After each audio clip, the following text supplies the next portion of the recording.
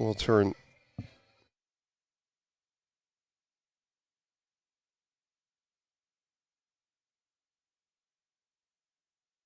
Okay, now.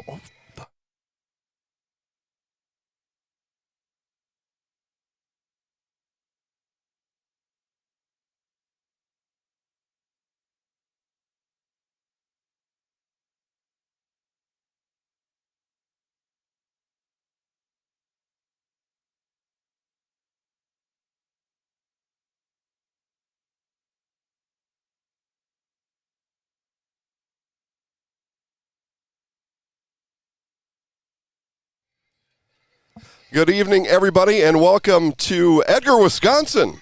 It is Zaleski Sports Red Zone. Jason Zaleski here. Dan Ross standing right there, and we've got a whole heap of games to take you through today. 8 in total. 2 are going on right now, but first, a big thanks to our sponsor, Security Health Plan.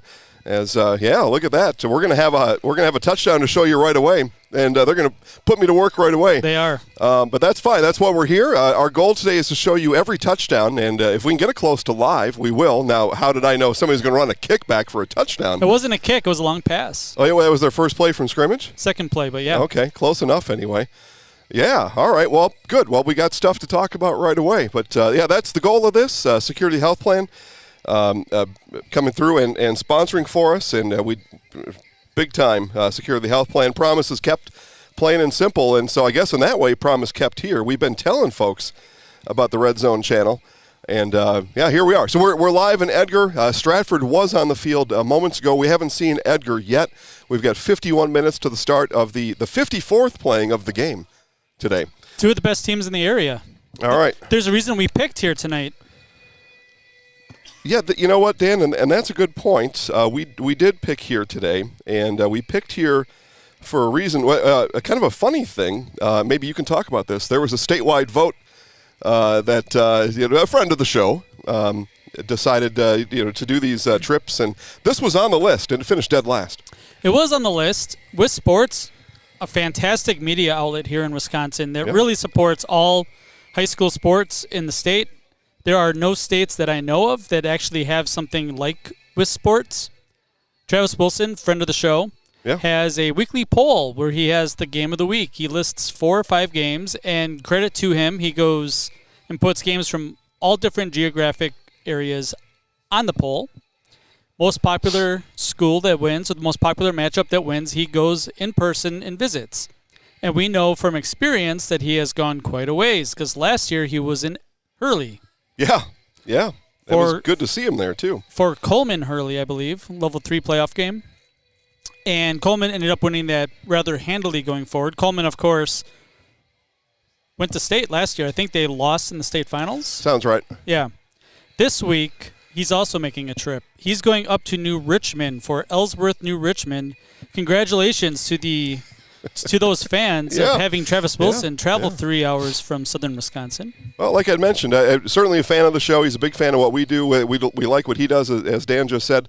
And, we were coming here no matter what. We don't need to have a vote cast. We just decide the best place to go, and then we just show up in it. All right, so Red Zone Channel, and that's what this is all about, showing you all the scores. So let's take you to Stevens Point. This is Gerke Field. This action just moments ago. Here in Cotton Eckendorf doing a good job, toting the rock, doing their dirty work up the middle, but just nowhere to go. When we saw Bierencott finally break some loose, he got some big carries, but it didn't come. It only, it came when they had the blocking, but that was few and far between. So here we go, 1st and 10. Ball on the 25, hand off to Bierencott on the left side, brought down behind the line for a loss of 1.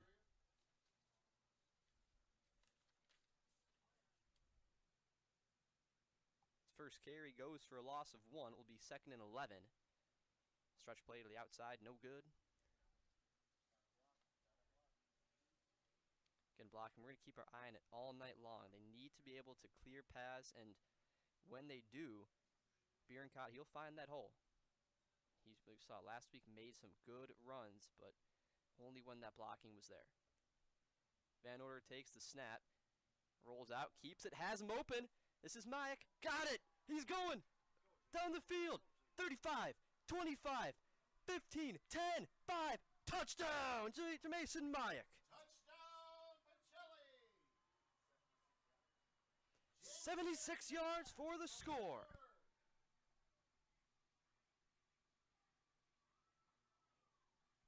Van Order on the rollout. Came out to that side, threw it downfield, had him open on that flag.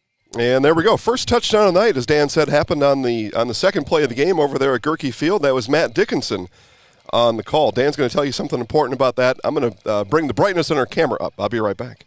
Pacelli misses the extra point, so it's a 6-0 lead. Pacelli playing Brookfield Academy from southern part of the state. Of course, with the way that the conferences work now, you have 6 or 7 conference games, so you have to have 2 non-conference games, and Pacelli decided to have Brookfield come up. Quite a trip for Brookfield, and punched in the face early by the Cardinals. All right, we got another kickoff about to be underway. It is Pep and Alma at Assumption, so 2 6 o'clock starts. The real quick answer on that, people are like, what, 6 o'clock? Again, Brookfield coming up from the Milwaukee area, driving to Stevens Point. The theory there is you get the kids back home an hour early, and what's the difference? You start at 6. Most places haven't started school yet, although Pacelli did, so this was a school day for the Pacelli Cardinals. But for them, 6 or 7 o'clock, no difference. Get the kids from Brookfield back home a little bit earlier than, maybe midnight or 1. Yep. Today's Friday, right? Yeah, Friday. So then they start their weekend. Pep and Alma, so where the St. Croix and the Mississippi River, the confluence, they call that. That's essentially where Pepin and Alma are, and they travel to Wisconsin Rapids. So they take a 6 o'clock start. Kickoff just happened there. Both of these games are live right now at ZaleskiSports.com. So if you'd rather watch the games than listen to us talk about it, that's the idea there. Absolutely. Assumption and Pep and Alma both won last week, so they're both 1-0. I think Assumption may be sneaky good this year. Well, and then they've been, we talked about Travis Wilson a little bit. I know in one, I don't know if he wrote it specifically. I'd have to go back and reread it, and I don't even remember what I read this morning, let alone something from a couple weeks ago. Somebody at Wisc Sports thought Assumption was certainly a conference winner in the Central Wisconsin Conference Small, and I don't disagree with that.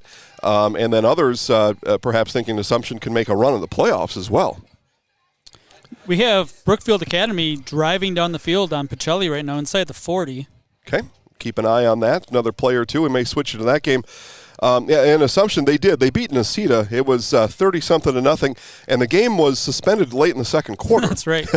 Lightning came, and Necedah said, we're good. Thanks a million, and we'll see you again next year, because I think that's some sort of a 4-year series there. As we, again, keep an eye on Pacelli and Brookfield. Again, Pacelli, second play from scrimmage, goes down and scores. And as Dan said, Brookfield is on the move just near the 30-yard line. We're not quite red zone material yet. Dan, why don't you take us through the rest of our games today? And again, we're here in Edgar, so obviously the 54th playing of the game here in Edgar. Come on down, say hi to us. Coach Sin's walking by right now. So the 54th playing of that, kickoff at 7. Our countdown clock says 45:05. Already lots of people in the stands here. So come on down, or you can watch it right at home like you are now. And then Dan will tell you about the rest of the games on the network today. Absolutely. So Stratford, Edgar, we are here. Speaking of crazy finishes, Stratford last week playing Mosinee, playing up Division 3, probably Mosinee this year. 2020 tie. Not very often that we see tie games in high school or college. Yeah, through 3 quarters of play. Yeah, is what that one was. Again, Lightning come in and snuff that one out. Go through the rest, and then we're going to switch it back to Stevens Point. All right. Colby, another strong team this year, going to Spencer Columbus.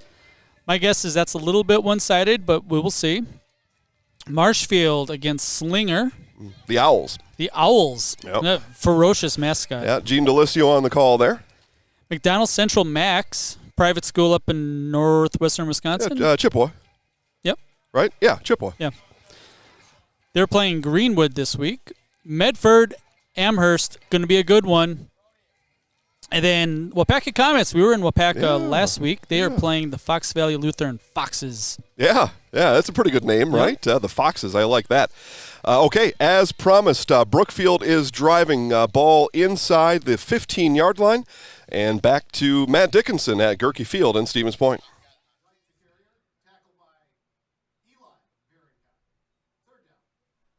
7-yard gain brings up a 3rd and 10. Ball placed on the 40. 2 carries for 11 yards for Alex Deek, the quarterback. 6:20 to play. Ball placed at the 13. Getting closer and closer on this long drive. Lee slides over to the right side. Fake handoff to him. Deek going too far out of the reach of Jordan Deek. Trying to find him on the out route, a bit too high. Had him open. Nice pass, too. Hit him with the pass right as he was making that break. So the DB didn't know which way he was going, crossed over. Ball was there, just too far. Probably would have been a touchdown if the pass was accurate. Instead, it'll bring up 3rd and 6 with 6:06 to go in the first quarter.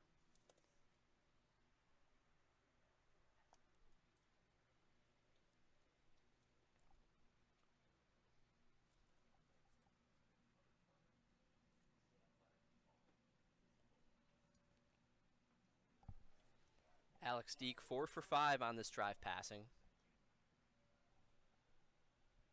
3rd and 6. Big 3rd down. Crawford in motion. They go to Deek again. No, this is Green. And Green shagging a tackle up to the 1-yard line. Pass complete to Green. Tackle by Eckendorf. 1st down and goal. Blue Knights. 12-yard catch from Colton Green.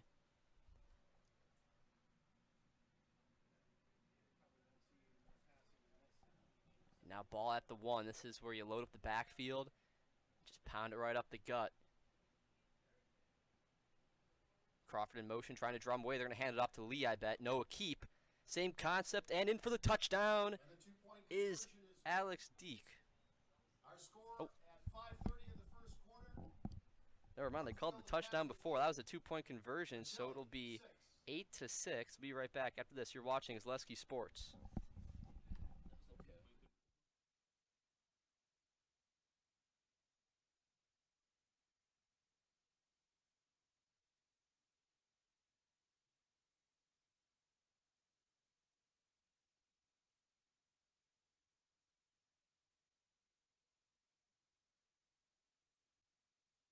Many things have changed over the past 50 years. All right, back here to Edgar. Saw Pacelli fall behind now, right, Dan? Extra point you said was good? Yep. 7-6. Early first quarter, both teams scoring on the first possession. Again, a couple of games in action right now. You just saw Pacelli and Brookfield. Brookfield gives up a touchdown to Pacelli early, just a minute off the clock early. And then Brookfield, on what looked to be their first possession of the game, they come back down and score. They convert on the extra point. They take a 1-point lead. Assumption with the ball, they play on their own 20-yard line, 8:50 and counting in the first quarter. As we see Edgar finishing up some of their warm-up, some of their calisthenics on the field. Again, we saw Coach Jerry Sins make his way through here. Maybe if we come back here again this year, we'll divert Jerry to right here instead of going out there. I mean, what's he got to do out there anyway? Nothing. He had his game face on, though. He is focused on the Stratford Tigers. Well, and that's just it, right? If it was a different game, perhaps Jerry be more likely to step on over here. But against Stratford, and as I say that, people can see in the background, the Tigers are coming to the field right now. And we've got, I guess we can tell folks this already, right? We've got a surprise coming later. And people have seen this if you're familiar with College Game Day on over in at the Mothership in Connecticut. It's where they put that game day show together. They go on location just like this. I mean, listen, we steal every idea from everybody else. There are very few unique ideas in the world anymore. Really? I mean, yeah. And we're happy to do it. So, yeah, if you're familiar with some of the fun that Lee Corso has at around 11:55, 11:57 before the noon kickoff. So we're going to do the same thing here. So we've got that. Dan's our huckleberry on that. And it's a good spot for Dan to be in. Is it? Yeah, it is. Well, okay. Better than me anyway. I get not mobbed, but and I appreciate it. People want to come up and say thanks all the time, and that's great. And we, I don't need any thanks. This is just fun doing this. But people will come up to the store. I like to keep it that way rather than people saying, "You knucklehead, why did you put on that other helmet or the other hat?" We'll let them say that to you instead. Thanks. I really appreciate that. If you're home, need a place to go, you're somewhat close to Edgar, come on out. Yeah. Still have half an hour before game day. This is going to be one of the best games in the state tonight. Yeah, probably the best one. And that's why we chose it to be here. And it's just a great night to be outdoors. It's really nice. Yeah, this is week 2. Dan, give them a preview of week 8 outdoors, if you would, please. Yeah, week 8 outdoors, it's going to be about 38 degrees, 25-mile-an-hour wind, probably misting, sleeting. That's my experience with week 8. Yeah, it's so get out while you can, and not that you shouldn't go then. It's just much easier now because you can show up in some shorts and a shirt and come on out. We just had some burgers from the concession stand just a little bit ago. They were fantastic. A couple of the first off, which means that later on, as that grill gets seasoned through all those burgers, the burgers get better as the night goes on. So punt return, Pep and Alma. And almost took it to the house. They're going to take it back to just about the 20-yard line. So as that happens, I know Steve Maves is on the call there. Dan, I'm going to get that queued up, and you can let folks know what we got looking forward to there. Yeah, so Assumption, Pep and Alma both punted their first possessions. Pep and Alma, like we just said, returned the punt. Looks like they are down to about the 25-yard line. They are playing at...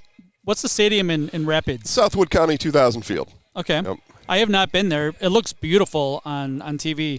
A lot of really nice facilities in central Wisconsin that are being built and returfed. Obviously, we just saw Pacelli Brookfield Academy, brand new turf at Gerke.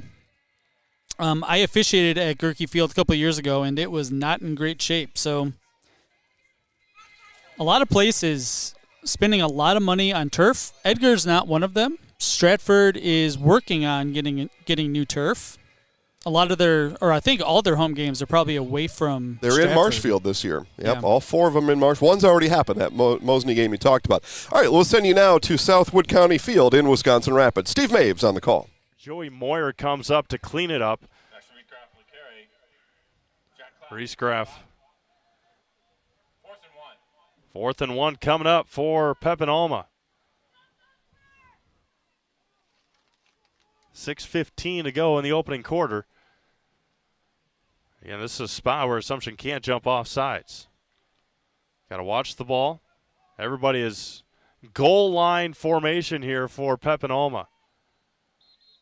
And timeout's going to be taken by the Eagles. We'll do the same. 6:01 to go here in the opening quarter. 4th and 1 coming up when we get back to Wisconsin Rapids. You're watching Assumption Football, Zaleski Sports. If you lose direction, you can grab my hand. I'll be the one behind you to say no one-man band. Just follow your dreams and keep your promises.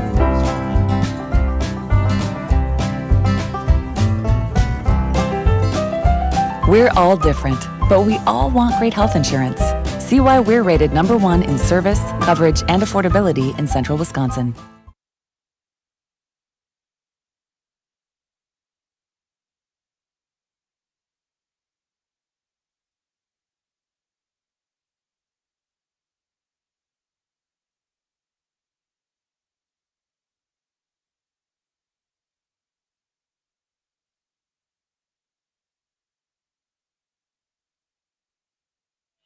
A big 4th down and 1 coming up for Pep and Alma offensively, and more so Assumption defensively. Seifert under center. A lot of movement by the Assumption defense, not knowing where they're going. Handed up the middle. Bergman with the first down and more inside the 5. Demetrius Bergman right off the left of center. And it's going to be 1st and goal inside the 5 for Pep and Alma. 1st and goal for the Eagles. Ball at the 1-yard line. Looking to strike first. Seifert back under center. And Bergman off the left side, and Demetrius has his 5th touchdown of the season already. And it is 6-0 Pepin Alma. Off the left side, all started with a good punt return by Maddox Stewart. And the Eagles have a 6-0 lead, and now Maddox Stewart will attempt the PAT. At the hold of Ryan Breivik. And it's going to be blocked by Joey Moyer right up the middle. And that is a huge missed opportunity for Pepin Alma. They lead 6-0. 5:42 to go in the opening quarter. You're watching Assumption Football, Zaleski Sports. Snow piles up quickly. Remove it just as quickly with Kubota subcompact and compact tractors. Our #1 selling tractors are built to take on winter with front and rear mount snow blowers, blades, and rotary sweepers. Get select Kubota subcompact or compact tractors for 0 down, 0% APR for up to 60 months and save $1,000. See your local Kubota dealer today. Your local Kubota dealer is Chili Implement, located 1 mile north of Highway 10 in Chili.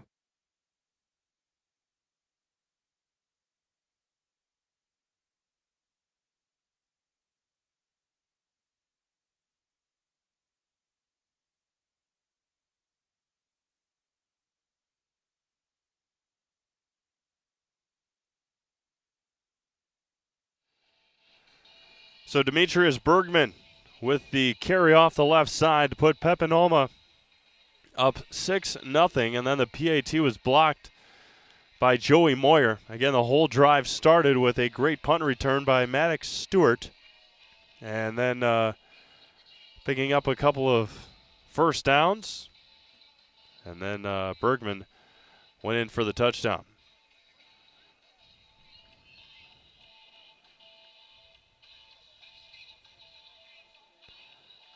Again, other games on the network tonight. We'll go through those after our kickoff here.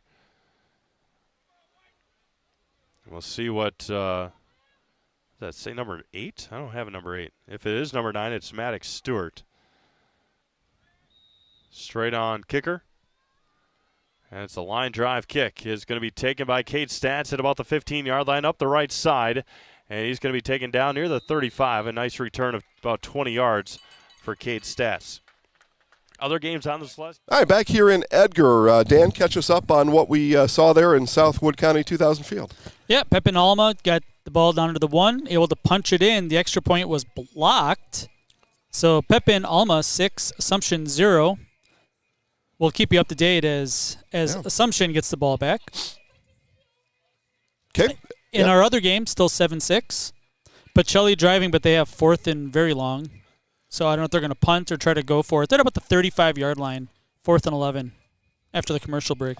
All right. Again, you're watching Zaleski Sports Red Zone. I'm Jason. This is Dan. And we'll take you through the whole night. We will show you every touchdown scored. We'll see if we can catch them live. If not, well, we've got some technology here. We can make sure that you get out of this what's needed. Some people asked if they could comment during this show. And, yeah, you can. Jared, Alex, everybody watching out there, let us know. Let us know if you got questions. You want to see something else. You want us to talk about something else. You got a rules question, a schedule question, whatever it might be. Just hit us up. We're here at your service is what that is. And if there's an intern out there who wants to produce for us, let us know. Yeah, I like that, Dan. That's an excellent idea. It looks like Pacelli just punched it in. Now, you told me it was 4th and very long. It was. Well, that's going to cause me to go do some work now. Thanks a lot, Dan. That's okay. Pacelli, I don't want to spoil it. No, don't spoil it. I will say that when we do show this, they have a monster cardinal behind the end zone. It's fantastic. Big fan. We're going to bring it. We're going to bring it back here, just a little bit, and we're going to show you. Dan said there was a long, something a long situation here, so we'll get that queued up for that and take you to Stevens Point right now.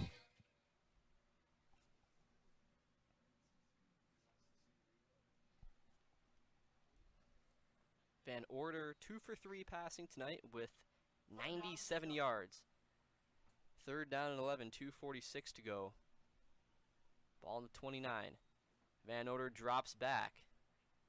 Tries to scoot it out too high, out of the reach of Asher Jordan. Bring up 4th and 11.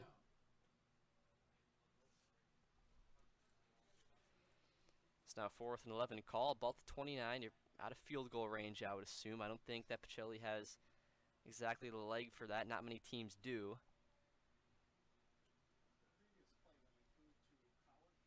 This is go for it territory. That's what they'll do. Gonna watch for that play action rollout again. It's been one of their bread and butter so far this game. And they do. Go back to Bierencott on the far side. They got some space and a block in the back, and it'll be all for naught as Bierencott making some nice moves. But he's going to have to take it back to the line. It'll be a penalty. They will still have another chance, but that is a huge foul there. That's a no-brainer. Got him in the back. Probably didn't have to either. That's always the tough thing. Sometimes you think you have to make the play, but you don't have to. You don't have to go over there. He puts his hands on him trying to do something. Sometimes you just got to hold off.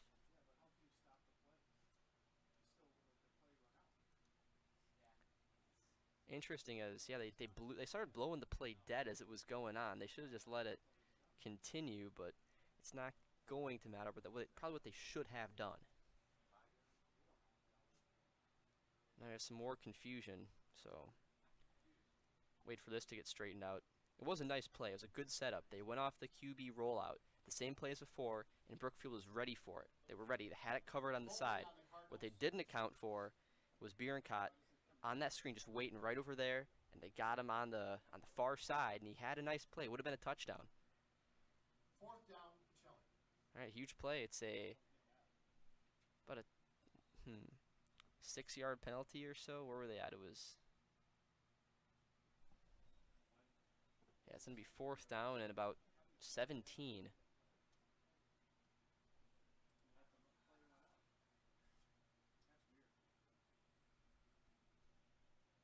.233 to go. Right, here we go. They're going to punt now. And this one almost blocked, a little dribbler. And I don't know why you would field that. I think you should let someone roll into the end zone. He's going to field it anyway. It's at the 10. And that is where Brookfield will start. So things worked out in the end, at least as best as they could, considering the situation for Pacelli. And we'll be right back after this as Brookfield has about the 10-yard line. You are watching Zaleski Sports. Hi, this is Van Patrick Oates from Rapids Awards and More. People ask, what is the more part of Awards and More? Well, that means that we're more than just an award store. We engrave glass, wood, plastic, guns, Yeti cups, medals, knives, and so much more. We're located on the web at awardsandmore.us. And if you're in the Wisconsin Rapids area, visit our physical store at 1210 Pepper Avenue or check us out on Facebook. Welcome back, everybody. Brookfield's ball. Little pitch. Oh, that's a fumble. In the back of the end zone. Touchdown, Pacelli. Fumble by the Blue Knights. Recovered Picked up on the pitch play. And Eli Bierencott with a touchdown.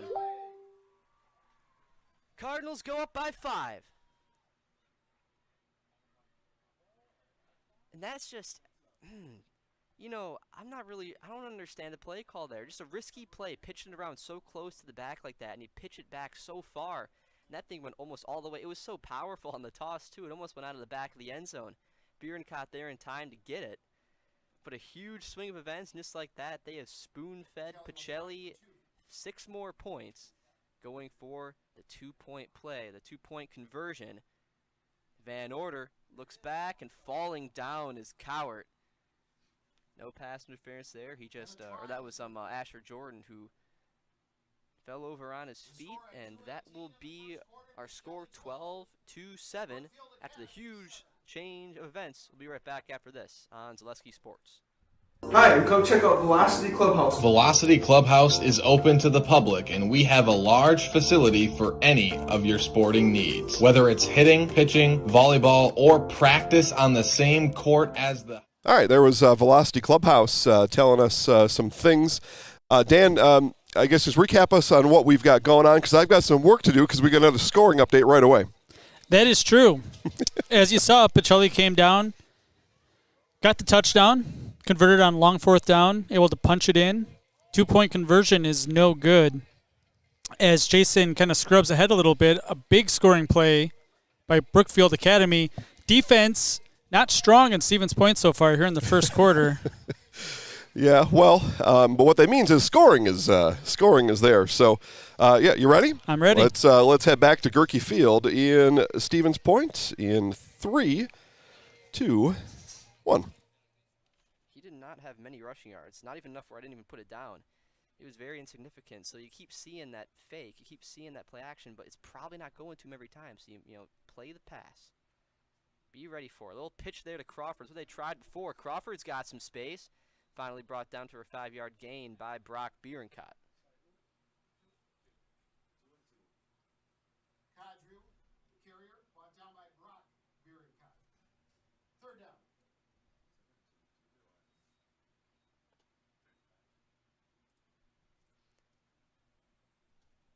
Third and 5, 1:40 to play.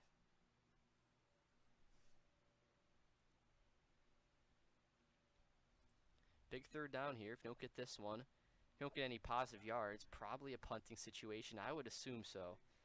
So this is a big third down. Lee slides over to left-hand side. Fake the handoff. Pass. Crawford open. Got it. Makes him miss. Malik Crawford. 20, 10, 5. Touchdown. Malik Crawford.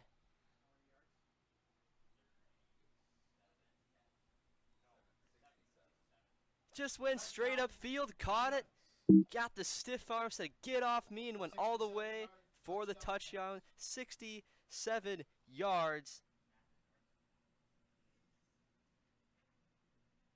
How about that huge play? Both teams now with 60-plus yard touchdown receptions. Brookfield lines up for the PAT to go up by 2. And he got it. All right, so the extra point is good. 14-12 update there. Brookfield and Pacelli, and Dan's telling me that somebody else is on the move, so I got more work to do. Yep. Pepin had been going down the field on Assumption, really controlling a lot of this first quarter, eating up a lot of clock. Assumption has not been able to do too much on the offensive side of the football. So trying to stop Pepin as they are marching towards the end zone. Yep, and they're going to go to commercial. It's going to be end of quarter there, so we're going to keep it here for a little bit as they've Okay, well, both answers are true. It's going to be end of quarter, so it looks like we'll give it a go right here. This looks like we'll tell you how they got it set up. Again, this is Southwood County 2000 Field. It is Wisconsin Rapids, Assumption, and Pepin Alma. That'll be a phenomenal game. The 1 and 2 teams last year in the Dairyland, and projected 1 and 2 this year as well.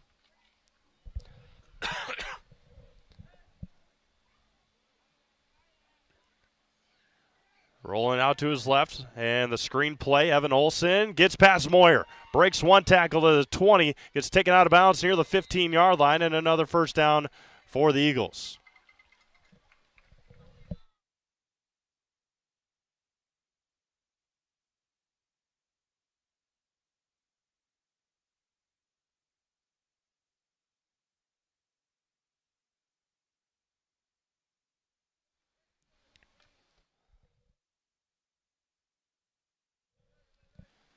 An offensive clinic so far. Seifert back under center, hands it off to Bergman off the left side. He's going to fall near the 10-yard line to the 12, or 13 they'll give him. Gain about 3 or 4. With 65 seconds to go in the opening quarter. And Pepin Alma marching down the field again.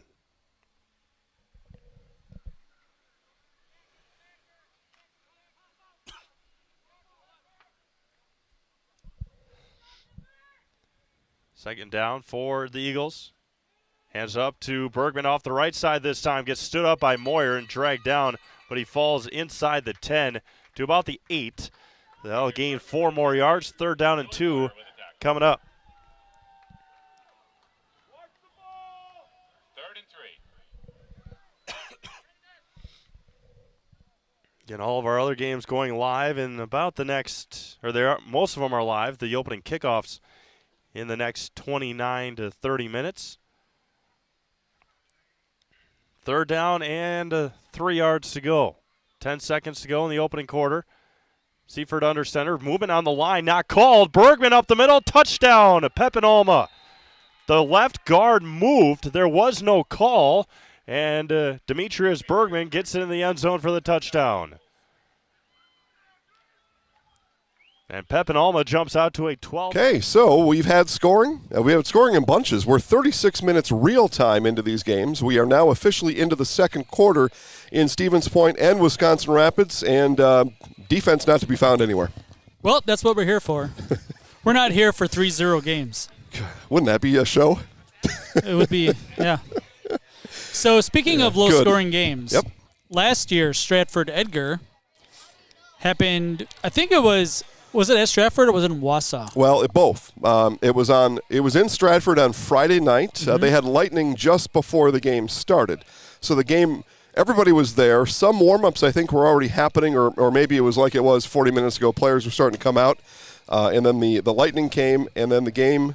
So one of the reasons that Stratford playing in Marshfield this year, as you mentioned earlier, because their field is under repair, and there was no better evidence of that on that game a year ago because of the rain. And there wasn't even that much, but that's the situation in Stratford. The field was just unplayable then on Saturday, so the game was moved to D.C. Everest.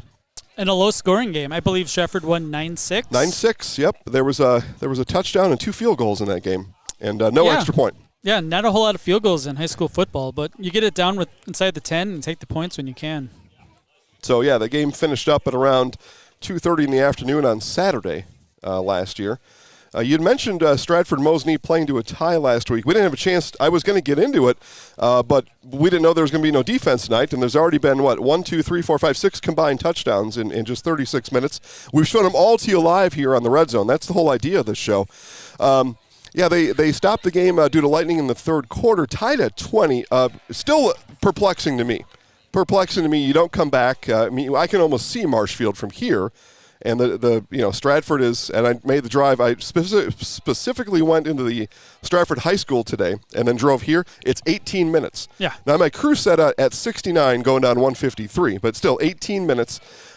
So close to Marshfield. I'm perplexed. I'm beyond explanation as to why that last quarter wasn't played because each team only had 20 minutes to get back to that field. But nonetheless, tied at 20, and that'll become a problem come seed time. Yeah, guarantee it. Yeah, that's a really good point, right? Because we don't play that many games in high school football. We have a schedule of 9 games, assuming that you play them all.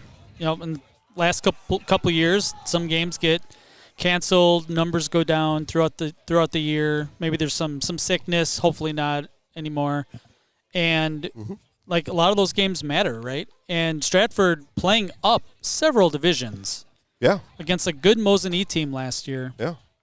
Yeah, you'd like to get that W. Somehow, some way. I mean, you carried it through the third quarter at even. One score wins it, maybe. And now the situation is this. So we all know about the steely-eyed, cold-hearted, no attitude, no fun-having WIAA supercomputer. Here's what happens, Dan. You've got 3 teams that are at the top of their group. You've got 2 that are 9-0. And 1 that is 8-0-1. That team cannot have the 1 seed. You can't. Yep. Yeah. The math can't let it happen. That's the problem there. Why? You can see now in my tone, I'm still perplexed. This makes no sense to me. No sense to me. I know we've got 2 people sitting exactly right there. One here. No, they're both right there. You got the school superintendent and athletic director right there for Stratford. We could bring them over here, but I won't put them under the gun like that. I think they're listening to you anyway. I think I've made my point here, haven't I? I think so. It was a bit of a Seinfeld reference. I think I've made my point here. So what do we got here? We got Pacelli on the move inside the 30-yard line, and so with that happening, I better be ready to cue that one up because I think that's probably coming up next. No surprise. I don't think there's been a defensive stop in this game. It's the 5th possession. Pacelli trying to score the 5th touchdown of the night. Brookfield Academy up by 2. They've made 2 extra points. Pacelli has not made any extra points. Well, missed a kick, missed a 2-point conversion. And now that I say that, spoiler alert, it was just 4th and 2. Pacelli didn't get the first down, so turnover on downs. Oh, but with all no right. defense, you're going to go for it on 4th and 2 inside your opponent's 30-yard line. Right, you're not kicking field goals in high school football from 47 or something. Not usually, no, not usually. So Assumption has just crossed the 50-yard line, and they have been held scoreless. So there is one team who's played defense, and that's the Pep and Alma Eagles coming up to Wisconsin Rapids and playing defense. Assumption's the only 0 on the scoreboard on the network right now. We have 6 more games, about 12, 13 minutes from kicking off, maybe 20 minutes actually. I need to look at my watch and not at the Edgar scoreboard. Well, and I was talking about that off camera here. I'm going to walk and chew gum at the same time, but it's going to be very difficult for me, a game of this magnitude, teams of this caliber, to be sitting here telling you about all these other games and then just not watching it. Right, it's inches away. I'm going to be able to hear it, smell it, taste it. Yeah. And I'm going to really need to be at my all-time best composure for this show. I'll do it though. For you, I'll do it. And there is a little bit of lag. So when you hear the crowd cheer in the background, that's a good point. Those watching at home probably correct. A little bit behind. Yeah, let me just do this here. So, yeah, so we are meant. Assumption is on the move. We are meant to accompany these games. That's the whole idea. Yep. So Dan's point is valid. There is about a 30-second lag in the internet. So internet here goes up into wherever it goes. And then it goes over to where you are, and then it comes down, and then it travels here. That all takes about 30 seconds for that all to happen. So if you're watching Edgar and you've got that on mute, Edgar Stratford, and you say you just put that on mute because you really enjoy listening to us, and that makes sense to us, you're going to hear the celebration in the background. You're going to hear it 30 seconds ahead of time. So the recommendation would be there. If your main interest is Stratford Edgar, put us on mute. You'll still see the screen change, and we're going to send you to all of the all the games. Just you're going to be disappointed or just. What is that? You're going to be spoiled. You're going to be spoiled 30 seconds ahead of time because you're going to hear all these people start screaming and shouting when the touchdown is scored, and you won't see it on your screen, on that other screen, until 30, 45 seconds later. Okay, we got to make a change here. So it looks like Assumption turned the ball over on downs. Oh, I know. Okay. Well, disappointing as that may be, this is the hand we are dealt. And this is the way that it is. I wish everyone could see the setup that we have, because we have TVs, we have lights, we have people who want to almost be in the shot all around us. Well, here's what we're going to do, Dan. We're going to take a little picture here, just like this. I mean, it's all happening real time. That's right right here. We're seeing it, and then followers of Twitter get this. And right now, you just go to Twitter at Zaleski Sports, and you're going to see the picture I just took. What do we got here? Zaleski Sports Red Zone is what this is called. In our other game, we just had Brookfield Academy driving down inside the red zone. Looked like they turned the ball over. So the Pacelli Cardinals are going to get a stop on a fumble recovery. So Pacelli turned it over on downs moments ago, and then an actual turnover is what you're telling me. An actual turnover, yep. Okay. Well. So you aren't missing any scoring plays. We have you covered. Yep. And again, all the games that we're talking about right now are on ZaleskiSports.com. If for some reason we get a little late in the night and things start going a certain way on our 8 games we have on tonight, if we do tell you something else, we'll tell you where that game can be found as well. Because we've got the whole internet at our disposal here, and there are many games. And ma'am, that's not going to work out, ma'am. Camera, lights, action. Yeah, okay. Yeah, it's the whole family there. The barrels, the nothing is going to deter that family from walking right through the set. We're live, baby. Okay, well, lesson learned there, Dan. We're going to have to bring, not only do we need to bring a producer now, we need to bring security to these events as well. Some police tape or something. Yeah, or the police. Yeah. And what I mean by that is Sting. Not the police, but Sting. That's who I want here. Is Sting still alive? Yeah. Okay. I believe David so. Bowie died. When I was younger, I got those two confused sometimes. I was 10 years old. They were on MTV all the time. David Bowie and Sting, to me, kind of look like the same person. So I guess that's some remnants here. So Pacelli's backed up inside their own 15, but off of a fumble recovery, so they'll take that possession. And Assumption on defense, they've got Peppa Allman coming up. Looks like a third down. It's going to be 3rd and long there, as we've got under 9 minutes left to National Anthem here in Edgar. Again, it's the 54th time that these two schools have met on a football field. Just what a moment. I mean, the people are here. It's overflow crowd right now. It is packed. Yeah, and when I got here at 4 o'clock, there were already blankets and stadium seats, so already saving spots out there. And here we are. So come, if you're coming to Edgar, keep coming. And we look down the sidewalk here. They are coming. Yeah. People here are coming, and they're having a great time. So we've got National Anthem coming up soon. One more time, Dan. I guess this might be okay to take us or remind the audience of the games that are on tap coming up at the top of the hour. So I will say that the first quarter's over in Spencer. I did not think that was a 7 o'clock or 6 o'clock start. It's not. Are they on the field? I'm just looking at the scoreboard. Okay. Well, they may just be fine-tuning that. It could be. Okay. Okay. Yeah, so coming up at the top of the hour, we have Colby at Spencer Columbus. Colby very strong last week. Spencer Columbus a little less so. Colby and Edgar, of course, in the same football conference. I would assume that those are the top two teams in the conference, but we don't make assumptions at Zaleski Sports. We let it all play out. Camera, lights, no. Of course, we have Stratford here in Edgar. We have Marshfield. Sorry, Dan. It's a little embarrassing. I have to say this. Yeah. Okay. Yeah, it's okay. We'll have to figure out something else. I don't know what else to do. Put in there. Marshfield at Slinger. Chippewa Falls McDonald against Greenwood. Medford at Amherst. Amherst, the beautiful turf field. They won a big prize last year for their field. I heard that, yeah. Fan voting. Fan voting went the way of the Amherst Falcons last year. And then new to Zaleski Sports for this year, the Wapaka Comets traveling to Fox Valley Lutheran, the Foxes. All coming up, top of the hour. We're going to have 8 games simultaneous for you. Here on the Red Zone channel, we are going to do our best to get as many scoring plays as we can, especially big plays. We're going to try. Yeah. No. We'll have them all. We'll have them all. That's what people love about sports. That's what I love about it. Is you can't predict what's going to happen. You can have guys like me and you talk about it, and we can give you some stats. And some people get in the prediction business. We don't, although Dan will in about 5 minutes. But what we love about sports is you just don't know what's going to happen. So we thought, I was in my mind anyway, we're just going to switch to the games when they're about to score. We haven't found one score live yet. But it's maybe more of an indictment on us than anything else. To be fair, I don't even know what is live. We have so many screens up, and there's a little bit of delay. We're doing our best. It's a very good point.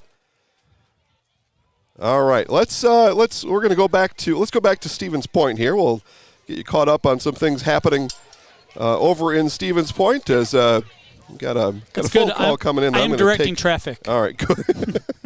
Well, we're gonna step aside just for a second here while we take you back to Matt Dickinson in Stevens Point. I think Coach Nelson's thinking the same thing. Just has been working so far, nice and slow. Keep the clock running. Just taking it downfield.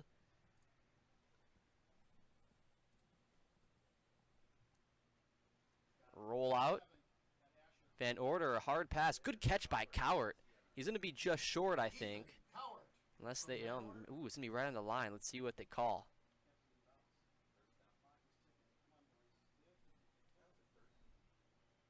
They're going to say it's 3rd and inches. They are. Interesting. Just QB sneak this one.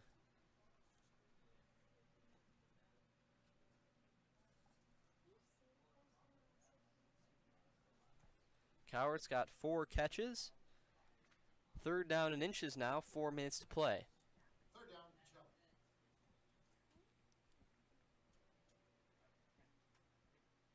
Van Order gives to Bierencott.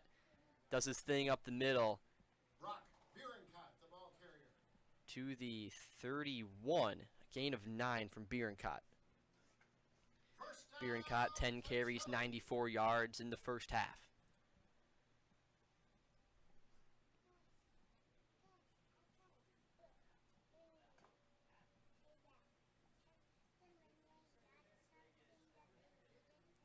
Also, make sure to stay tuned at the end of the game. We'll be talking to Coach Nelson of the Pacelli Cardinals. If they win, we'll talk to a player as well.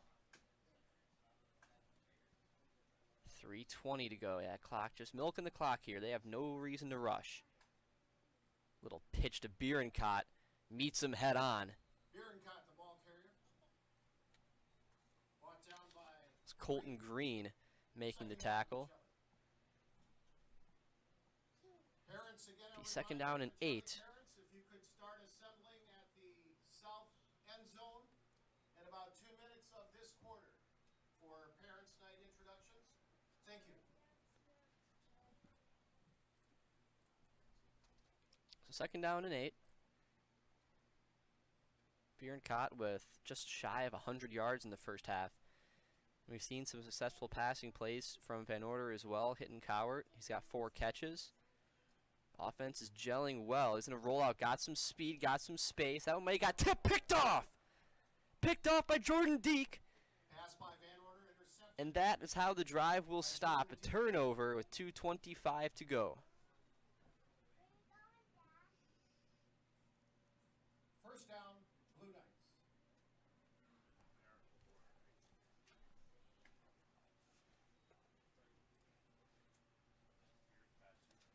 Jordan Deek was right there and trying to make a play was Van Order. He rolled out, got tipped, and then right in the hands of Deek. And just like that, a long, promising drive is all for naught as it ends in a turnover, very similar to Brookfield's previous drive. Both teams doing a good job on offense, but can't finish it off. So now with 2:25 to go, Brookfield takes over. Ball is in their court.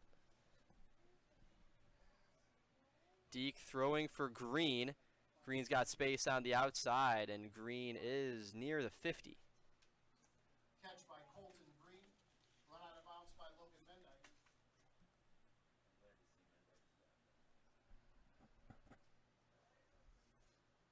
First down. 17-yard reception.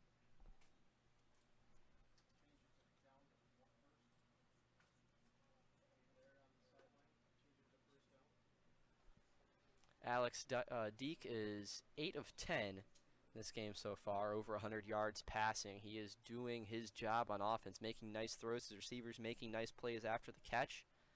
Pass game is flowing, firing on all cylinders tonight. Hand this one off and trucking up the middle. That was a pancake there by number 64. That was Daniel Rao. Brought down by Bennett Eckendorf. Gain of 7. Second and 3 for the Blue Knights. Pacelli Parents, if you could start making your way. A 6-yard carry on that play. Parent Night introductions. Thank you.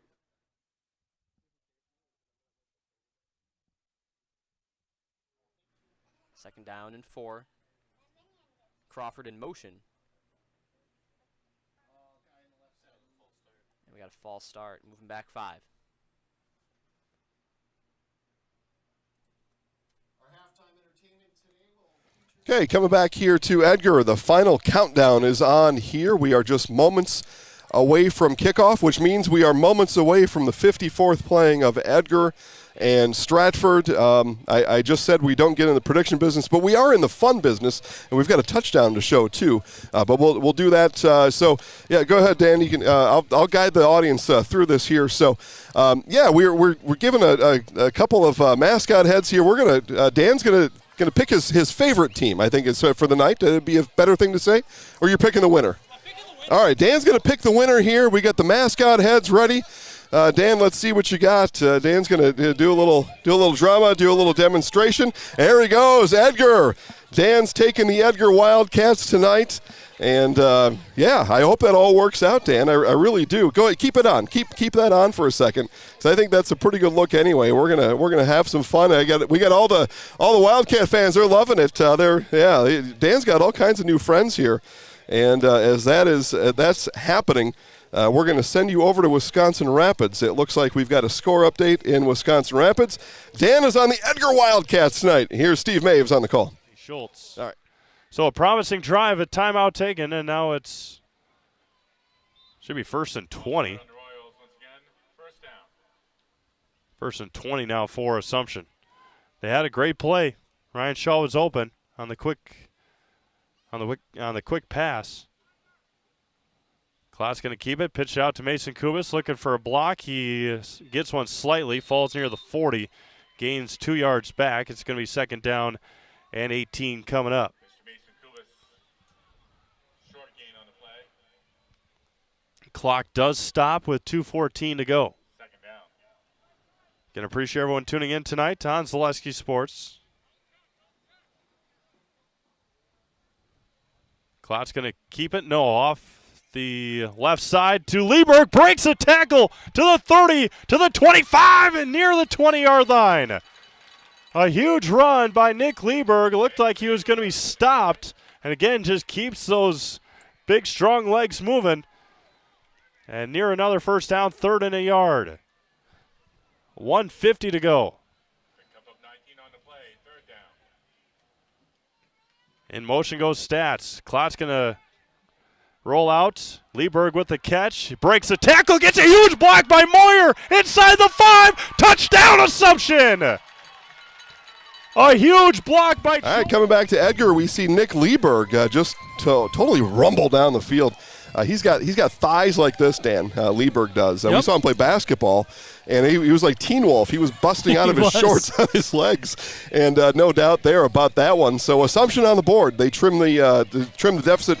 Alma Pepin 14 and Assumption 8 because I can still see the score there. So yeah, 2-point conversion was good. It's a neat way to do it. So 14-12 Brookfield over Pacelli. Pepin Alma 14, Assumption 8. The Wildcats are being announced on the field right now. So the reason why I took Edgar, right? Yeah. Controversial. There's a lot of Stratford Tiger fans around. They weren't happy with me picking up the Edgar head. Stratford has won all the matchups since 2018. They didn't play during the COVID year, so I guess it's a 2-game win streak. Looking at the teams, and I don't know for sure, Stratford looks like the numbers are down a little bit, right? Edgar has an army out there. Stratford maybe... I would guess 25 guys, maybe. Edgar was very young on the offensive and defensive lines last year. They were mostly sophomores. Our camera just got jacked. Okay, keep going. Yep. So last year, the Edgar offensive line, defensive lines were both very young, freshmen, sophomores. Add an extra year onto those lines. I expect Edgar to really control the ball on the ground a lot tonight. Of course, Carter Butt, star halfback for the Edgar Wildcats.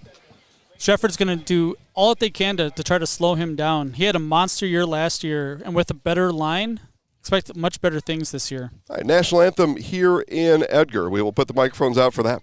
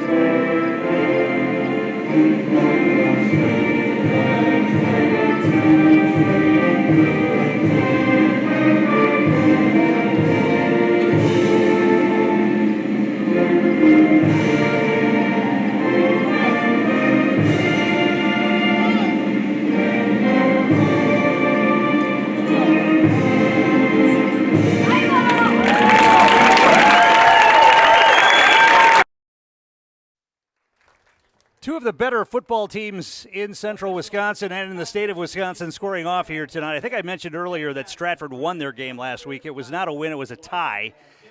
An oddity because of the lightning that went through the area last Friday night. The game with Mosedy was tied at 20, and they decided not to finish it. Stratford won the toss and deferred to the second half, so the Edgar offense will be on the field first here in this one. The Edgar offense, as we mentioned, moved the ball pretty well against Lakeland last Friday night, but I think most people, most observers would say it's going to be much tougher to move the football tonight against this Stratford Tiger defense. Edgar coming into the game tonight ranked second in Division 7 in the WisPreps poll, behind only Eau Claire Regis. As you can see, Edgar in their green jerseys, white pants. Stratford, the Tigers, in their black and orange. White jerseys, orange numerals, black pants.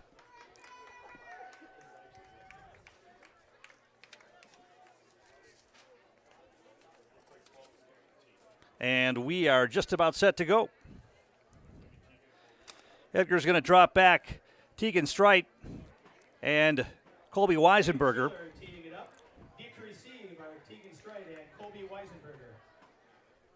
Handling the kickoff duties for Stratford will be their quarterback, Braden Schiller. He's also the punter on this Stratford squad.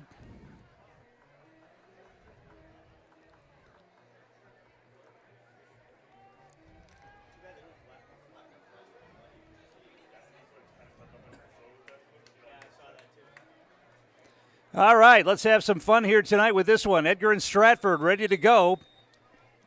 As Schiller approaches the ball, the kick is a high end-over-end kick, and to be taken by Strite inside the 10-yard line. Brings it out across the 15, the 20, the 25, breaks one tackle, and then falls across the 25 to about the 26. And that's where Edgar will begin their first possession of this game. Edgar will start first and 10 at their own 27-yard line. We mentioned that a lot of these Edgar kids are back from last year's squad, although there are not a lot of seniors. Jerry Sins had a lot of younger players playing last year, and Strite, the quarterback,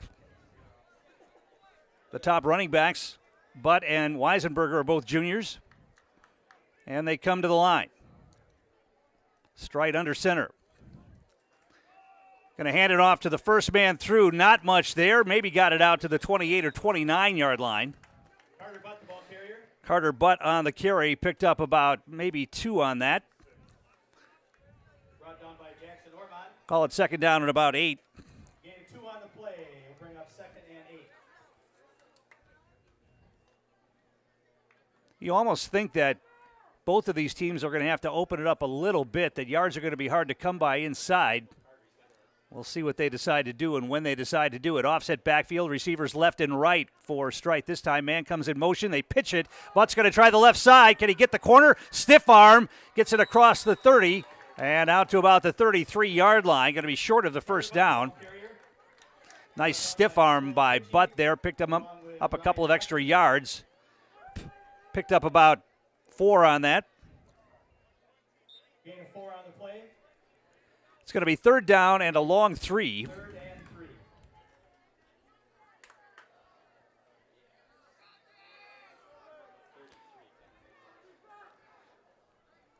Slot right, wide receiver to the near side. Man comes in motion. That's Weisenberger. Now he stops, sets, and they're going to hand it off. This is a try along the left side. Not much there. They tried Applebeck that time, I think, and he didn't get there. Jace Applebeck, the ball carrier. Maybe got back to the line of scrimmage. Call it no gain. It's going to bring up fourth down and 3. And you would think from this spot on the field it's going to be a punt. We'll see what Edgar decides to do. Stratford thinks it's going to be a punt.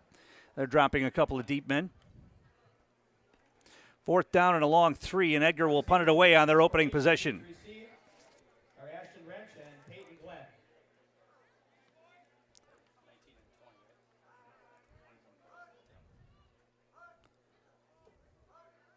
They're trying to draw him offside with a long count. Now the punt, it's going to be a line drive, and it's going to take an Edgar bounce, go out of bounds at about the 36-yard line of Stratford. That's where Stratford will begin. I was watching the Edgar punters. There were a couple of punters in warm-ups, and they were booming high floating kicks. That one, though, is a line drive, end over end punt. Not a terrible punt. I mean, it went out of bounds at about the 36-yard line. Stratford will have decent field position for their opening possession of the game.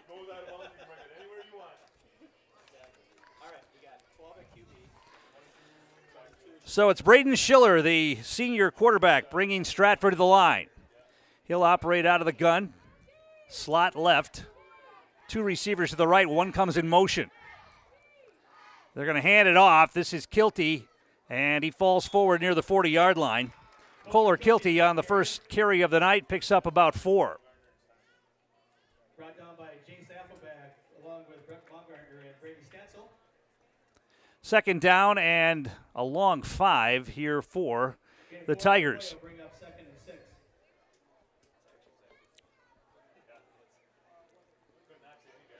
They are running plays in from the sideline, taking a long time to get to the line. We're just underway.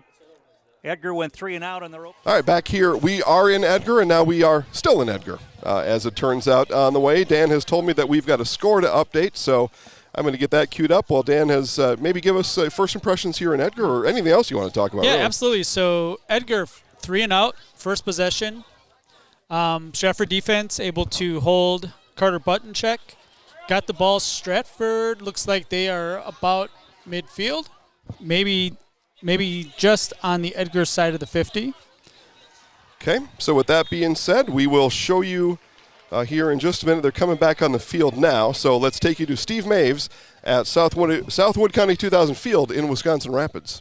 About a minute left in Stevens Point. Brookfield Academy up 14-12 on Pacelli. But a huge shot here for Pepin Alma. Seifert under center.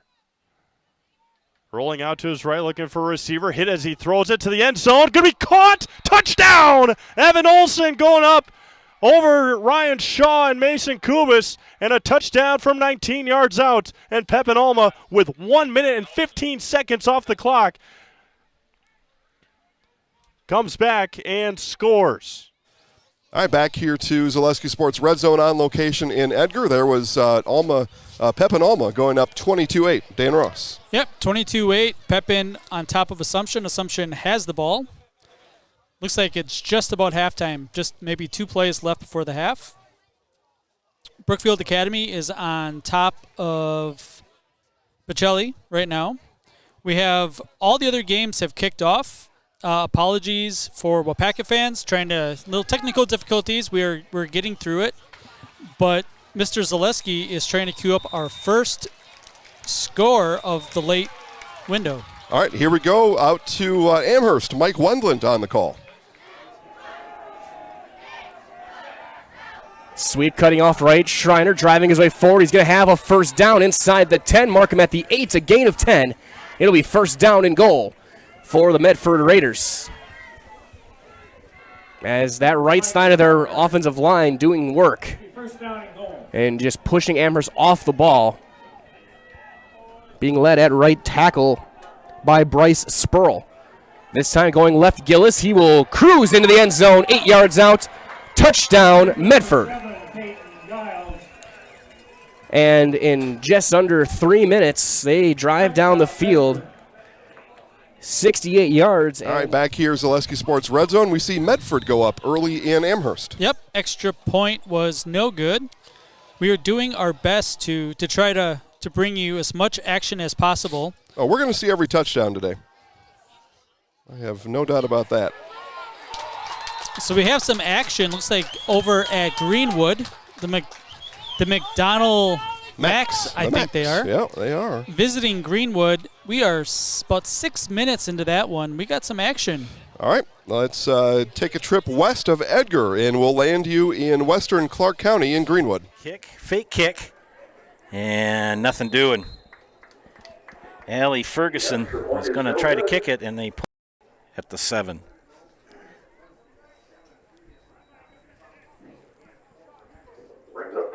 McDonald next week is at Thorpe.